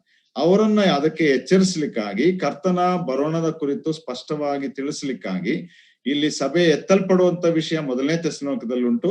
ಕರ್ತನಾದ ಯೇಸು ಕ್ರಿಸ್ತನ 2ನೇ ಬರೋಣ 2ನೇ ಥೆಸಲೋನಿಕದಲ್ಲಿ ತಿಳಿಸುವಂತವನಾಗಿ ನಮಗೆ ಆತನು ಹೇಳುತ್ತಾ ಬರ್ತಾನೆ. ಅದನ್ನೇ ನಾವೀಗ 2ನೇ ಅಧ್ಯಾಯದಲ್ಲಿ ಓದ್ತಾ ಇದ್ದೇವೆ. 2ನೇ ಥೆಸಲೋನಿಕ 2ನೇ ಅಧ್ಯಾಯ 3ನೇ ವಚನ ನೋಡೋಣ. ನೋಡ್ರಿ, ನೀವು ಯಾರಾದರೂ ಹೇಳಿದರೂ ನೀವು ಬೇಗನೆ ಬುದ್ಧಿಗೆಟ್ಟು ಚಂಚಲರಾಗಿ ಕಳವಳ ಪಡಬೇಡಿರಿ. ಯಾರು ಯಾವ ವಿಧದಲ್ಲಿಯೂ ನಿಮ್ಮನ್ನು ಮೋಸಗೊಳಿಸದಂತೆ ನೋಡಿಕೊಳ್ಳಿರಿ. ಯಾಕೆಂದ್ರೆ ಮೊದಲು ಮತಭ್ರಷ್ಟತೆ ಉಂಟಾಗಿ ಅಧರ್ಮ ಸ್ವರೂಪನು ಬಯಲಿಗೆ ಬಂದ ಹೊರತು ಆ ದಿನವು ಬರುವುದಿಲ್ಲ. ಆ ದಿನವು ಅಂದ್ರೆ ಕರ್ತನಾದ ಯೇಸು ಕ್ರಿಸ್ತನ 2ನೇ ಬರೋಣದ ದಿನ. ಆತನು ಬಯಲಿಗೆ ಬಂದ ಹೊರತು ಆ ದಿನವು ಬರುವುದಿಲ್ಲ. ಯಾರು? ಅಧರ್ಮ ಸ್ವರೂಪನು. ಅಧರ್ಮ ಸ್ವರೂಪನು ಅಂದ್ರೆ ಯಾರು? ಆತನು ಕ್ರಿಸ್ತ ವಿರೋಧಿಯಾಗಿದ್ದಾನೆ. ಅನಂತರ ನಾವು ಮುಂದೆ ಬರೋಣ. ಅಧರ್ಮ ಸ್ವರೂಪನು ಸಂಕಟ ಮಹಾಸಂಕಟ ಕಾಲದಲ್ಲಿ ಏನ್ ಮಾಡ್ತಾನೆ ಎಂದಾಗ ನೋಡೋಣ. 4ನೇ ವಚನ ಓದೋಣ. ಯಾವುದು ಪೂಜೆ ಹೊಂದುತ್ತದೋ ಅದನ್ನೆಲ್ಲ ನಾಶನಕ್ಕೆ ಅಧೀನನಾದ ಆ ಪುರುಷನು ಎದುರಿಸಿ ಅದಕ್ಕಿಂತ ಮೇಲಾಗಿ ತನ್ನನ್ನು ತಾನೇ ಹೆಚ್ಚಿಸಿಕೊಂಡು ತಾನು ದೇವರೆಂದು ಹೇಳಿಕೊಂಡು ದೇವರ ಗರ್ಭಗುಡಿಯಲ್ಲಿ ಕೂತುಕೊಳ್ಳುತ್ತಾನೆ ಎಂಬುದಾಗಿ ನಾವು ನೋಡುವಂತರಾಗಿದ್ದೇವೆ. ಕರ್ತನಾದ ಯೇಸು ಕ್ರಿಸ್ತನು ಕೂಡ ದಾನಿಯೇಲನು ಕೂಡ ಈ ವಿಷಯವನ್ನ ಕುರಿತು ಮತ್ತಾಯನ ಸುವಾರ್ತೆ 24ನೇ ಅಧ್ಯಾಯದಲ್ಲಿ ಯೇಸು ಸ್ವಾಮಿ 15ನೇ ವಚನದಿಂದ ನುಡಿಯುವಾಗ ಆ ಮಾತನ್ನ ಹೇಳುವಂತವನಾಗಿದ್ದಾನೆ. ಅಸಹ್ಯವಾದಂತಹ ವಸ್ತು ನಿಲ್ಲಬಾರದ ಸ್ಥಳದಲ್ಲಿ ಕೂತಿರುವುದನ್ನ ನೀವು ನೋಡುವಾಗ ಎಂಬುದಾಗಿ ಕ್ರಿಸ್ತ ವಿರೋಧಿ ಮಾಡುವಂತ ಸಂಗತಿ. ಪ್ರಕಟಣೆ 13ನೇ ಅಧ್ಯಾಯದಲ್ಲೂ ನಾವು ನೋಡುತ್ತೇವೆ. ಸುಳ್ಳು ಪ್ರವಾದಿ ಕ್ರಿಸ್ತ ವಿರೋಧಿಯ ವಿಗ್ರಹವನ್ನ ಮಾಡಿ ಆತನಿಗೆ ನೀವು ಪೂಜೆ ಮಾಡ್ರಿ ಎಂಬುದಾಗಿ ಹೇಳಿ ಆತನು ಜನರನ್ನ ಹಿಂಸಿಸುವಂತವನಾಗಿರ್ತಾನೆ. ಪ್ರಕಟಣೆ 11ನೇ ಅಧ್ಯಾಯದಲ್ಲೂ ನೋಡ್ತೇವೆ. ಆ ಲೋಕದ ಮೇಲೆ ಯೆರೂಸಲೇಮಿನಲ್ಲಿದ್ದಂತಹ ದೇವಾಲಯದ ಗರ್ಭಗುಡಿಯಲ್ಲಿ ಈ ಕ್ರಿಸ್ತ ವಿರೋಧಿ ಆಸೀನನಾಗಲಿಕ್ಕೆ ಆತನು ಕಾರ್ಯಗಳನ್ನ ರೂಪಿಸುವಂತವನಾಗಿದ್ದಾನೆ ಎಂಬುದಾಗಿ ಎಲ್ಲಾ ಭಾಗಗಳಲ್ಲಿ ನಾವು ಓದ್ತೇವೆ ಪ್ರಿಯರೇ. ಇದನ್ನೆಲ್ಲಾ ವಾಕ್ಯಗಳನ್ನ ಲಿಂಕ್ ಮಾಡಿ ನಾವು ಕಲಿಯುವಂತವರಾಗಿರ್ಬೇಕು. ಆದ್ರೆ ಈ ಕ್ರಿಸ್ತ ವಿರೋಧಿ ಯಾವಾಗ ಬರ್ತಾನೆ ಎಂಬುದಾಗಿ ಹೇಳುವಾಗ ನೋಡ್ರಿ, 6ನೇ ವಚನದಿಂದ ನಾವು ನೋಡೋಣ. ಅದೇ 2ನೇ ಥೆಸಲೋನಿಕ 2ನೇ ಅಧ್ಯಾಯ 6ನೇ ವಚನ. ಈ ಸಂಗತಿಗಳನ್ನ ಹೇಳಿದ್ದು ಜ್ಞಾಪಕವಿಲ್ಲವೋ? ಇದಲ್ಲದೆ ಆ ಮನುಷ್ಯನು ನೇಮಕವಾದ ಸಮಯದಲ್ಲೇ ಹೊರತು ಬಯಲಿಗೆ ಬರುವುದಕ್ಕೆ ಏನು ಅಡ್ಡಿ ಮಾಡುತ್ತದೋ ಅದು ನಿಮಗೆ ತಿಳಿದೇ ಅದೇ. ಅಧರ್ಮವು ಈಗಲೂ ಗುಪ್ತವಾಗಿ ತನ್ನ ಕಾರ್ಯವನ್ನ ಸಾಧಿಸುತ್ತದೆ. ಆದ್ರೆ ಇದುವರೆಗೆ ಅಡ್ಡಿ ಮಾಡುವವನು ತೆಗೆದು ಬಿಡಲ್ಪಡುವ ತನಕ ಅದು ಗುಪ್ತವಾಗಿಯೇ ಇರುವುದು. ಅಧರ್ಮವು ಗುಪ್ತವಾಗಿ ಕಾರ್ಯ ಮಾಡ್ತದೆ ಎಂಬುದಾಗಿ ಹೇಳುವಾಗ ಕ್ರಿಸ್ತ ವಿರೋಧಿ ಅಥವಾ ಸೈತಾನನು ಗುಪ್ತವಾಗಿ ಕಾರ್ಯ ಮಾಡ್ತಾ ಇದ್ದಾನೆ ಈ ಲೋಕದ ಮೇಲೆ ಸಭಾ ಕಾಲದಲ್ಲಿ. ಇವತ್ತಿನ ದಿವಸ ನಾವು ನೋಡ್ತೇವೆ, ಅನೇಕರು ಮತಭ್ರಷ್ಟತೆಯನ್ನ ಹೊಂದುತ್ತಾ ಇದ್ದಾರೆ. ಅಮೆರಿಕ ದೇಶ, ಇಂಗ್ಲೆಂಡ್ ದೇಶ, ಯುರೋಪಿಯನ್ ಕಾಂಟಿನೆಂಟ್ಸ್ ಗಳ ಅನೇಕ ಸ್ಥಳಗಳಲ್ಲಿ, ಜರ್ಮನಿ, ಫ್ರಾನ್ಸ್, ಇಟಲಿ, ಸ್ಪೇನ್, ಇಲ್ಲೆಲ್ಲ ನಾವು ನೋಡುವಾಗ ಕ್ರೈಸ್ತ ದೇಶಗಳು ಅನಿಸಿಕೊಳ್ಳುವಂತವರು ಮತಭ್ರಷ್ಟತೆಗೆ ಹೋಗ್ತಾ ಇದ್ದಾರೆ. ಕ್ರಿಸ್ತ ನಂಬಿಕೆ ಮೊದಲೇ ಇಲ್ಲ, ಕ್ರಿಸ್ತನು ಅಂದರೆ ಪರಿಚಯವಿಲ್ಲ, ಸತ್ಯವೇದ ಅವರ ಕೈಯಲ್ಲಿಲ್ಲ, ಪ್ರಾರ್ಥನೆ ಮಾಡುವುದಿಲ್ಲ, ಸಭೆಗಳಿಗೆ ಹೋಗುವುದಿಲ್ಲ. ಆಸ್ಟ್ರೇಲಿಯಾ, ಇಂಗ್ಲೆಂಡ್ ಅಲ್ಲೆಲ್ಲ ನೋಡುವಾಗ ದೊಡ್ಡ ದೊಡ್ಡ ಕಟ್ಟಡಗಳಾಗಿ ಕಟ್ಟಲ್ಪಟ್ಟಂತ ಸಭೆಗಳ ಸ್ಥಿತಿ ನೋಡುವುದಾದ್ರೆ ಎಲ್ಲೋ ಬೆರಳೆಣಿಕೆಯಷ್ಟು ಜನರು ಮಾತ್ರ ಸಭೆಯಲ್ಲಿ ಇರ್ತಾರೆ. ಅದರಲ್ಲೂ ಕೂಡ ವಯಸ್ಸಾದಂತವರು ಮಾತ್ರ ಇರ್ತಾರೆ. ಯುವ ಪೀಳಿಗೆ ಅನ್ನುವಂಥದ್ದು ಸಭೆಗೆ ಹೋಗುವಂತ ಸಂಗತಿಯೇ ಆ ಸ್ಥಳಗಳಲ್ಲಿ ಇವತ್ತಿನ ದಿವಸ ಇಲ್ಲ ಎಂಬುದಾಗಿ ನಾವು ನೋಡುವಂತವರಾಗಿದ್ದೇವೆ. ನೋಡ್ರಿ, ಅದೇನೆಂಬುದಾಗಿ ಹೇಳುವಾಗ ಮತಭ್ರಷ್ಟತೆ, ಬೇರೆ ಮತಗಳನ್ನ ಪಾಲಿಸುವಂತವರಾಗಿದ್ದಾರೆ. ಅನೇಕರು ಹಿಂದೂ ಮತಗಳನ್ನ ಪಾಲಿಸ್ತಾ ಇದ್ದಾರೆ ಪ್ರಿಯರೇ. ನಾವು ಅದನ್ನ ಅಮೆರಿಕ ದೇಶದಲ್ಲಿ ನೋಡ್ತೇವೆ, ಯುರೋಪ್ ಖಂಡದ ರಾಷ್ಟ್ರಗಳಲ್ಲಿ ನೋಡ್ತೇವೆ. ಯೋಗ ಅನ್ನುವಂಥದ್ದು ಅವರ ಮಧ್ಯದಲ್ಲಿ ಬಂದಿದೆ, ಪೂಜೆ ಪುನಸ್ಕಾರಗಳು ಅವರ ಮಧ್ಯದಲ್ಲಿ ಬಂದಿದೆ, ತಿಥಿ ಸಂಸ್ಕಾರಗಳನ್ನ ಮಾಡುವಂಥದ್ದು ಅವರ ಮಧ್ಯದಲ್ಲಿ ಬಂದಿದೆ, ಆತ್ಮಗಳಿಗಾಗಿ ಅವರು ಪೂಜೆಯನ್ನ ನೆರವೇರಿಸುವಂಥದ್ದು ಅವರ ಮಧ್ಯದಲ್ಲಿ ಬಂದಿದೆ, ಕರ್ತನಾದ ಯೇಸು ಕ್ರಿಸ್ತನನ್ನ ಬಿಟ್ಟಿರುವಂಥದ್ದು ಅವ್ರು ನಡೆಸ್ತಾ ಇದ್ದಾರೆ. ನೋಡಿ, ಒಂದು ಉದಾಹರಣೆ ಹೇಳುವುದಾದ್ರೆ, ಜೂಲಿಯಾ ರಾಬರ್ಟ್ಸ್ ಅನ್ನುವಂತ ಬಹಳ ದೊಡ್ಡ ಶ್ರೀಮಂತೆ, ದೊಡ್ಡ ಫಿಲ್ಮ್ ಪ್ರೊಡ್ಯೂಸರ್, ಅವಳು ಜಾರ್ಜಿಯಾ ಎನ್ನುವಂತ ಸ್ಥಳದಲ್ಲಿ ಒಳ್ಳೆಯ ಕ್ರೈಸ್ತ ಕುಟುಂಬದಲ್ಲಿ ಹುಟ್ಟಿದಂತವಳಾಗಿದ್ದರೂ ಕೂಡ ಇತ್ತೀಚೆಗೆ ಆಕೆ ಮಾಡಿದಂತ ಸಂಗತಿ ಏನಂದ್ರೆ, ನಾನು ಹಿಂದೂ ಮತವನ್ನ ಪರಿಪಾಲಿಸ್ತಾ ಇದ್ದೇನೆ, ಹಿಂದೂ ಸಂಸ್ಕೃತಿಯನ್ನ ಪರಿಪಾಲಿಸ್ತಾ ಇದ್ದೇನೆ, ಹಿಂದೂ ದೇವರುಗಳನ್ನ ಪೂಜಿಸ್ತಿದ್ದೇನೆ ಎಂಬುದಾಗಿ ಬಹಿರಂಗವಾಗಿ ಅವಳ ಟ್ವಿಟರ್ ಗಳಲ್ಲಿ, ಗೂಗಲ್ ಗಳಲ್ಲಿ ಹಾಕಿಕೊಂಡಿರುವಂತ ಸಂಗತಿಗಳನ್ನ ನಾವು ನೋಡ್ತೀವಿ. ಇದು ಒಂದು ಉದಾಹರಣೆ ಅಷ್ಟೇ. ಈ ನೋಡ್ರಿ, ಈ ರೀತಿ ಒಂದು ವೇಳೆ ಪೋಪ್ ಅನ್ನ ತಗೊಳ್ರಿ, ರೋಮನ್ ಕ್ಯಾಥಲಿಸಂ ಪೋಪ್, ದೇವರ ವಾಕ್ಯಕ್ಕೆ ವಿರುದ್ಧವಾದಂತ ಸಂಗತಿಗಳನ್ನ ಅವರು ಪ್ರತಿಪಾದಿಸ್ತಾ ಇದ್ದಾರೆ. ಸಲಿಂಗ ಕಾಮಿಗಳನ್ನ ನಮ್ಮ ಚರ್ಚ್ಗಳೊಳಗೆ ಸ್ವಾತಂತ್ರ್ಯ ಕೊಡಬೇಕು, ಅವರು ನಮ್ಮ ಜೊತೆ ಬರ್ಲಿ, ಪೂಜೆಗಳಲ್ಲಿ ಭಾಗಿಯಾಗಲಿ, ಬಲಿಗಳಲ್ಲಿ ಭಾಗಿಯಾಗಲಿ, ಸಭೆಗಳಲ್ಲಿ ಸೇರ್ಕೊಳ್ಳಿ, ಅವರೆಲ್ಲ ನಾವು ಒಂದೇನೆ, ಅವರು ದೇವರ ಮಕ್ಕಳೇ. ನೋಡ್ರಿ, ಎಂಥ ಒಂದು ಮತಭ್ರಷ್ಟತೆ ಬರ್ತಾ ಉಂಟು. ಆ ಮತಭ್ರಷ್ಟತೆ ಹೆಚ್ಚಾಗುತ್ತಾ ಬರುತ್ತಿರುವುದರಿಂದಲೇ ನಾವು ಹೇಳ್ತಾ ಇರೋದು ಅಥವಾ ನಾವು ತಿಳ್ಕೊಳ್ಳುವುದೇನೆಂದ್ರೆ, ನಾವು ಕರ್ತನಾದ ಯೇಸು ಕ್ರಿಸ್ತನು ಬರುವಂತ ಅಥವಾ ಸಭೆ ಎತ್ತಲ್ಪಡುವಂತ ಅಂತ್ಯದ ದಿನಗಳಲ್ಲಿ ನಾವು ಜೀವಿಸ್ತಾ ಇದ್ದೇವೆ ಎಂಬುದಾಗಿ. ಮನೆಗಳಿಗೆ ಹೋಗಿ 2ನೇ ತಿಮೋತಿ ಬರೆದ ಪತ್ರಿಕೆ 3ನೇ ಅಧ್ಯಾಯ 1-5 ವಚನಗಳನ್ನ ಪದವಾಗಿ ಅದನ್ನ ಓದ್ರಿ. ಅಲ್ಲಿ ಹೇಳಿರುವಂತ ಸಂಗತಿಗಳು ನೀವು ಓದಿರ್ತೀರ ಆಗ್ಲೇ, ಆದ್ರೂ ಕೂಡ ಮತ್ತೆ ಮನನ ಮಾಡ್ರಿ. ಅಲ್ಲಿರುವಂತ ಸಂಗತಿಗಳು ಈಗ ಅಕ್ಷರಶಃ ನೆರವೇರುತ್ತಾ ಉಂಟು ಪ್ರಿಯರೇ. ಹಾಗಾದ್ರೆ ಅವನು ಬರಬೇಕು ಎಂಬುದಾಗಿ ಹೇಳುವಾಗ ಇಲ್ಲಿ ಪೌಲನು ಹೇಳ್ತಾನೆ ಏನಂದ್ರೆ, ಅವನಿಗೆ ಅಡ್ಡಿ ಮಾಡುವಂತ ಒಂದು ವಿಷಯ ಉಂಟು. ಯಾವುದದು ಅಡ್ಡಿ ಮಾಡ್ತದೆ? ಆ ಅಡ್ಡಿ ಮಾಡುವಂತ ವಿಷಯ ಏನು ಎಂಬುದಾಗಿ ಹೇಳುವಾಗ, ಯೇಸು ಕ್ರಿಸ್ತನ ಸತ್ಯ ಸಭೆ, ದ ಟ್ರೂ ಬಿಲೀವರ್ಸ್ ಎಂಬುದಾಗಿ ನಾವು ಏನಿದ್ದೇವೋ ಆ ಸತ್ಯ ಸಭೆ, ಆ ಸಭೆ ನೆಲೆ ನಿಂತಿರುವಂತದ್ದು ಪವಿತ್ರಾತ್ಮನಿಂದ. ಸೊ ಪವಿತ್ರಾತ್ಮನು ಆ ಸಭೆ ಅವನಿಗೆ ಅಡ್ಡಿ ಮಾಡುವಂತದ್ದಾಗಿದೆ. ಅದು ಎತ್ತಲ್ಪಡುವ ತನಕ ಅಥವಾ ಅದು ತೆಗೆಯಲ್ಪಡುವ ತನಕ ಎಂಬುದಾಗಿ ಹೇಳುವಾಗ, ಸಭೆ ಎತ್ತಲ್ಪಡಬೇಕಂದ್ರೆ ಇಲ್ಲಿ ಹೇಳಿರುವಂತೆ ರ್ಯಾಪ್ಚರ್ ಆಗಬೇಕು. ಈ ರ್ಯಾಪ್ಚರ್ ಆಗುವಾಗ, ಮೇಲಕ್ಕೆ ಹೋಗುವಾಗ, ಈ ಟ್ರಿಬ್ಯುಲೇಷನ್ ಪೀರಿಯಡ್ ಕ್ರಿಸ್ತ ವಿರೋಧಿ ಬರ್ತಾನೆ, ಆತನ ಆಡಳಿತ ಈ ಲೋಕದಲ್ಲಿ ಪ್ರಾರಂಭ. ಆದ್ರಿಂದ ಸಭೆ ಸಂಕಟ ಮಹಾಸಂಕಟ ಕಾಲದ ಮೊದಲೇ ಎತ್ತಲ್ಪಡ್ತದೆ ಹೊರತು, ನೋಡ್ರಿ ಎಂತ ಒಂದು ಒಳ್ಳೆ ವಾಕ್ಯದ ಆಧಾರ ಇದೆ. 2ನೇ ತೆಸಲೋನಿಕ 2ನೇ ಅಧ್ಯಾಯ 6, 7, 8 ವಚನಗಳನ್ನ ಓದುವಾಗ ನಾವು ನೋಡುವಂತರಾಗಿದ್ದೇವೆ. ಸಭೆ ಎತ್ತಲ್ಪಡ್ತದೆ, ಅವಾಗ ಕ್ರಿಸ್ತ ವಿರೋಧಿ ತನ್ನ ಆಡಳಿತವನ್ನು ಶುರು ಮಾಡ್ತಾನೆ. ಸಭೆ ಎಂದಿಗೂ ಕೂಡ ಈ ಸಂಕಟ ಮಹಾಸಂಕಟ ಕಾಲ ದಾಟು ಹೋಗುವಂತ ಪ್ರಮೇಯವೇ ಬರೋಲ್ಲ, ಅವಕಾಶವೇ ಬರೋಲ್ಲ. ಅದು ವಾಕ್ಯಾನುಸಾರವಾದಂತ ಸ್ವಸ್ಥವಾದ ಬೋಧನೆಯಾಗಿದೆ ಎಂಬುದಾಗಿ ನಾವು ತಿಳ್ಕೊಳ್ಳುವಂತವರು ಆಗಿದ್ದೇವೆ ಪ್ರಿಯರು. ನೋಡ್ರಿ, ಎಷ್ಟು ವಿಶೇಷವಾಗಿ ನಾವು ಈ ಕಾರ್ಯಗಳನ್ನ ಅರ್ಥ ಮಾಡಿಕೊಳ್ಳಲಿಕ್ಕೆ ಹೋಗುವಂತವರಾಗಿದ್ದೇವೆ. ನೋಡ್ರಿ, ಇಲ್ಲಿ ಸಭೆ ಅಡ್ಡಿ ಮಾಡುವಂಥದ್ದು ತೆಗೆಯಲ್ಪಡಬೇಕು. ಅಂದ್ರೆ ಸಭೆಯಲ್ಲಿ ಪವಿತ್ರಾತ್ಮನ ಕಾರ್ಯ ನಿಂತು ಹೋಗ್ತದೆ. ನಿಂತು ಹೋಗುವಾಗ ಅಂದ್ರೆ ತಕ್ಷಣ ಆವಾಗ ಸಭೆ ಎತ್ತಲ್ಪಡ್ತದೆ. ಒಂದು ವೇಳೆ ಪವಿತ್ರಾತ್ಮನು ಈ ಲೋಕದಲ್ಲಿ ಇನ್ನೂ ಇರ್ತಾನೆ ಎಂಬುದಾಗಿ ಕೆಲವರು ಹೇಳ್ತಾರೆ. ಅದಕ್ಕೆ ವಾಕ್ಯದ ಆಧಾರ ನಾವು ಬೇರೆ ಬೇರೆ ವಾಕ್ಯಗಳನ್ನು ನೋಡುವಾಗ ತಿಳ್ಕೊಳ್ಬೇಕು. ಯಾಕಂದ್ರೆ ಸಂಕಟ ಮಹಾಸಂಕಟ ಕಾಲದಲ್ಲಿ ಅನೇಕರು, ಕೋಟ್ಯಾನುಕೋಟಿ ಜನರು ರಕ್ಷಿಸಲ್ಪಡ್ತಾರೆ. ನಾವು ಅದನ್ನ ಪ್ರಕಟಣೆ 7ನೇ ಅಧ್ಯಾಯ 9ನೇ ವಚನದಿಂದ ನೋಡ್ತೇವೆ. ಯಾರಿಂದಲೂ ಎಣಿಸಲಾಗದಂತ ಜನ ಸಮೂಹ, ಸಕಲ ಕುಲ ಜನಾಂಗ ಭಾಷೆಗಳಿಗೆ ಸೇರಿದಂತವರು, ಅವರು ತಮ್ಮ ಕೈಗಳಲ್ಲಿ ಗರಿಗಳನ್ನ ಇಟ್ಟುಕೊಂಡು ಬಿಳಿ ವಸ್ತ್ರಗಳನ್ನ ಒದ್ದುಕೊಂಡಂತವರಾಗಿ ತಮಗೆ ರಕ್ಷಣೆ ಆದದಕ್ಕಾಗಿ ಅವರು ಯಜ್ಞದ ಕುರಿಯಾದ ಆತನಿಗೆ ಆರಾಧನೆ ಸಲ್ಲಿಸ್ತಾ ಇದ್ರು, ಸ್ತೋತ್ರ ಸಲ್ಲಿಸ್ತಿದ್ರು ಎಂಬುದಾಗಿ ನಾವು ನೋಡ್ತೇವೆ. ಹಾಗಾದ್ರೆ ಸಂಕಟ ಮಹಾಸಂಕಟ ಕಾಲದಲ್ಲಿ ಅವರು ರಕ್ಷಿಸಲ್ಪಡ್ತಾರೆ. ರಕ್ಷಿಸಲ್ಪಡಬೇಕಾದ್ರೆ ಪವಿತ್ರಾತ್ಮನ ಕಾರ್ಯ ಅವರಲ್ಲಿ ಉಂಟಾಗಲೇಬೇಕು.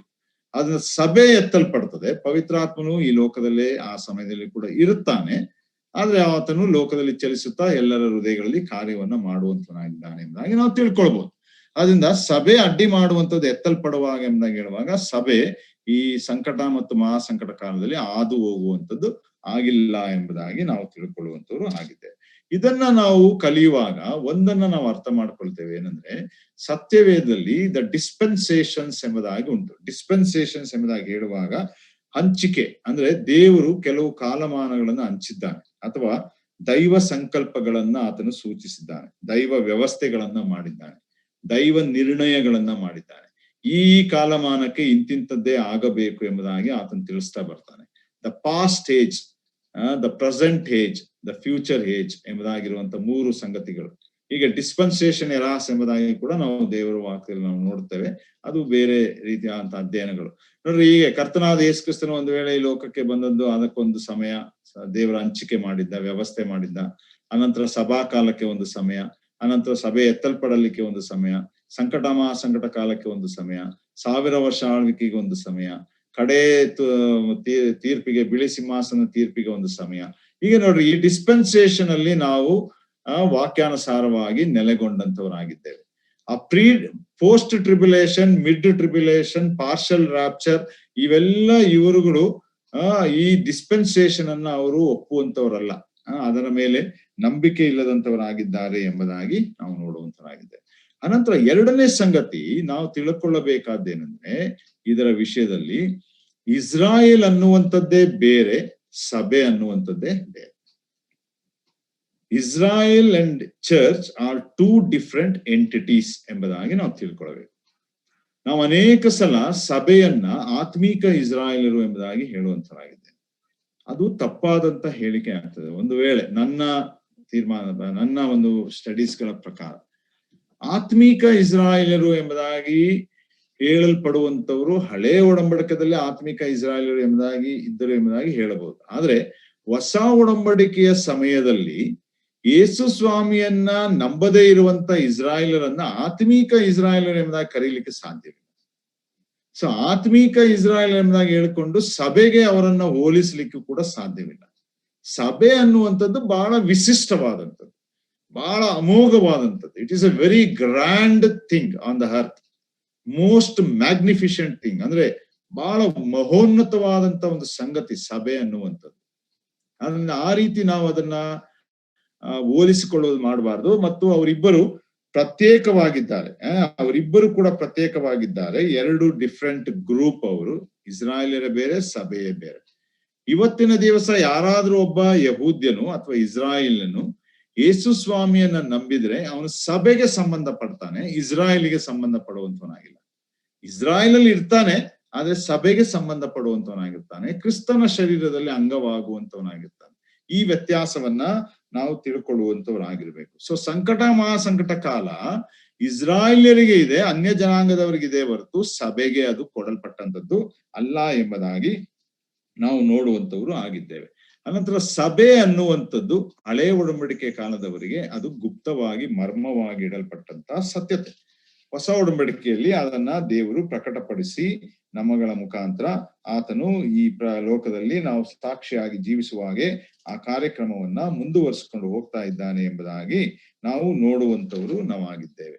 ಅನಂತರ ನಾವು ನೋಡೋದೇನಂದ್ರೆ, ನೋಡ್ರಿ, ದೇವರು ಇಸ್ರಾಯೇಲಿಗಾಗಿಯೇ ಬೇರೆ ಪ್ರೋಗ್ರಾಮ್ ಇಟ್ಟಿದ್ದಾನೆ, ಸಭೆಗಾಗಿಯೇ ಬೇರೆ ಪ್ರೋಗ್ರಾಮ್ ಇಟ್ಟಿದ್ದಾನೆ. They are the 2 different programs God has kept.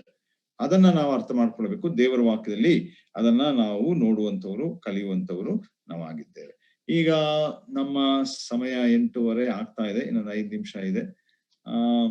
ಒಂದು ವೇಳೆ ನಾನು ಇದನ್ನ ಮುಂದೆ ಈ ಪ್ರೀ ಟ್ರಿಬ್ಯುಲೇಷನ್ ರ್ಯಾಪ್ಚರ್ಗಿರುವಂತಹ ವಾಕ್ಯಾಧಾರಿತವಾದಂತಹ ಕೆಲವು ಸತ್ಯತೆಗಳನ್ನ ಹೇಳಲಿಕ್ಕೆ ಹೋಗುವಾಗ ಸಮಯ ದಾಟಿ ಹೋಗ್ಬಿಡ್ತದೆ. ಆದ್ರಿಂದ ನಾನು ಮುಂದಿನ ವಾರ ಅದನ್ನ ಕುರಿತು ನಾವು ವಿವರವಾಗಿ ಕೆಲವು ವಿಷಯಗಳನ್ನ ನಾವು ನೋಡುವಂತವ್ರು ಆಗಿರೋಣ. ಅನೇಕ ಕಾರಣಗಳುಂಟು, ಅನೇಕ ವಾಕ್ಯಗಳುಂಟು. ಇಲ್ಲಿ ಕೂಡ ನಾನು ಇಲ್ಲಿ ಟೋಟಲ್ ಆಗಿರುವಂತದ್ದನ್ನ ನಾವು ನೋಡ್ತೇವೆ. ಪ್ರೀ ಟ್ರಿಬ್ಯುಲೇಷನ್ ರ್ಯಾಪ್ಚರ್ ಅಂದ್ರೆ ನಾವು ನಂಬುವಂಥದ್ದು, ಮೊದಲು ಸಂಕಟ ಮಹಾಸಂಕಟ ಕಾಲದ ಮೊದಲು ಸಭೆ ಎತ್ತಲ್ಪಡ್ತದೆ. ಅನಂತರ ಕರ್ತನಾದ ಯೇಸು ಕ್ರಿಸ್ತನೊಂದಿಗೆ ಇಲ್ಲಿ ಸಂಕಟ ಮಹಾಸಂಕಟ ಕಾಲದ ಅಂತ್ಯದಲ್ಲಿ ಸಭೆ ಬರುವಂತದ್ದಾಗಿರ್ತದೆ. 1 ಥೆಸಲೋನಿಕ 3:13. ಅನಂತರ ನಾವು 1000 ವರ್ಷದಲ್ಲಿ ಆತನೊಡನೆ ಆಳ್ವಿಕೆಯನ್ನ ಮಾಡುವಂತವರಾಗಿರ್ತೇವೆ. ಇದು ಮಿಡ್ ಟ್ರಿಬ್ಯುಲೇಷನ್ ರ್ಯಾಪ್ಚರ್ ಅನ್ನುವಂಥವ್ರು, ಅಂದ್ರೆ ಸಂಕಟ ಮಹಾಸಂಕಟ ಕಾಲದ ಮಧ್ಯಭಾಗದಲ್ಲಿ ಸಭೆ ಎತ್ತಲ್ಪಡ್ತದೆ, ಅನಂತರ ಅವರು ಯೇಸು ಸ್ವಾಮಿಯೊಂದಿಗೆ ಬರ್ತಾರೆ ಎಂಬುದಾಗಿ. ಇದು ಪೋಸ್ಟ್ ಟ್ರಿಬ್ಯುಲೇಷನ್ ರ್ಯಾಪ್ಚರ್ ಅನ್ನುವಂಥದ್ದು. ಇದು ಈಗ ನಾನು ಹೇಳ್ತಾ ಬಂದ ಹಾಗೆ ಇದರ ಕುರಿತು ಬಹಳ ಎಚ್ಚರಿಕೆಯನ್ನು ವಹಿಸಿ ನಮ್ಮ ಬ್ರದರ್ಸ್ ಗ್ರೂಪ್ಗಳಲ್ಲೂ ಕೂಡ ಅಥವಾ ಸಭೆಗಳಲ್ಲೂ ಕೂಡ ಈ ಬೋಧನೆಗಳು ಕೆಲವು ಸಲ ತಲೆ ದೂರ್ತಾ ಇದೆ ಎಂಬುದಾಗಿ ವರದಿಗಳು ಬಂದುಂಟು. ಆ ರೀತಿಯಾಗಿ ಯಾರಾದ್ರೂ ನಮ್ಮ ಸಭೆಗಳಲ್ಲಿ ಆ ರೀತಿ ಬೋಧನೆ ಮಾಡುವುದಾದ್ರೆ ಅವರಿಗೆ ನಾವು ಸರಿಪಡಿಸುವಂತವರಾಗಿರ್ಬೇಕು ವಾಕ್ಯಾನುಸಾರವಾಗಿ. ಸಂಕಟ ಮಹಾಸಂಕಟ ಕಾಲ ಆದ ಮೇಲೆ ಸಭೆ ಎತ್ತಲ್ಪಡುತ್ತದೆ ಎಂಬುದಾಗಿ ಅವ್ರು ಹೇಳುವಂಥದ್ದು. ಅನಂತರ ತಕ್ಷಣ ಯೇಸು ಸ್ವಾಮಿಯೊಂದಿಗೆ ಬರ್ತದೆ ಎಂಬುದಾಗಿ.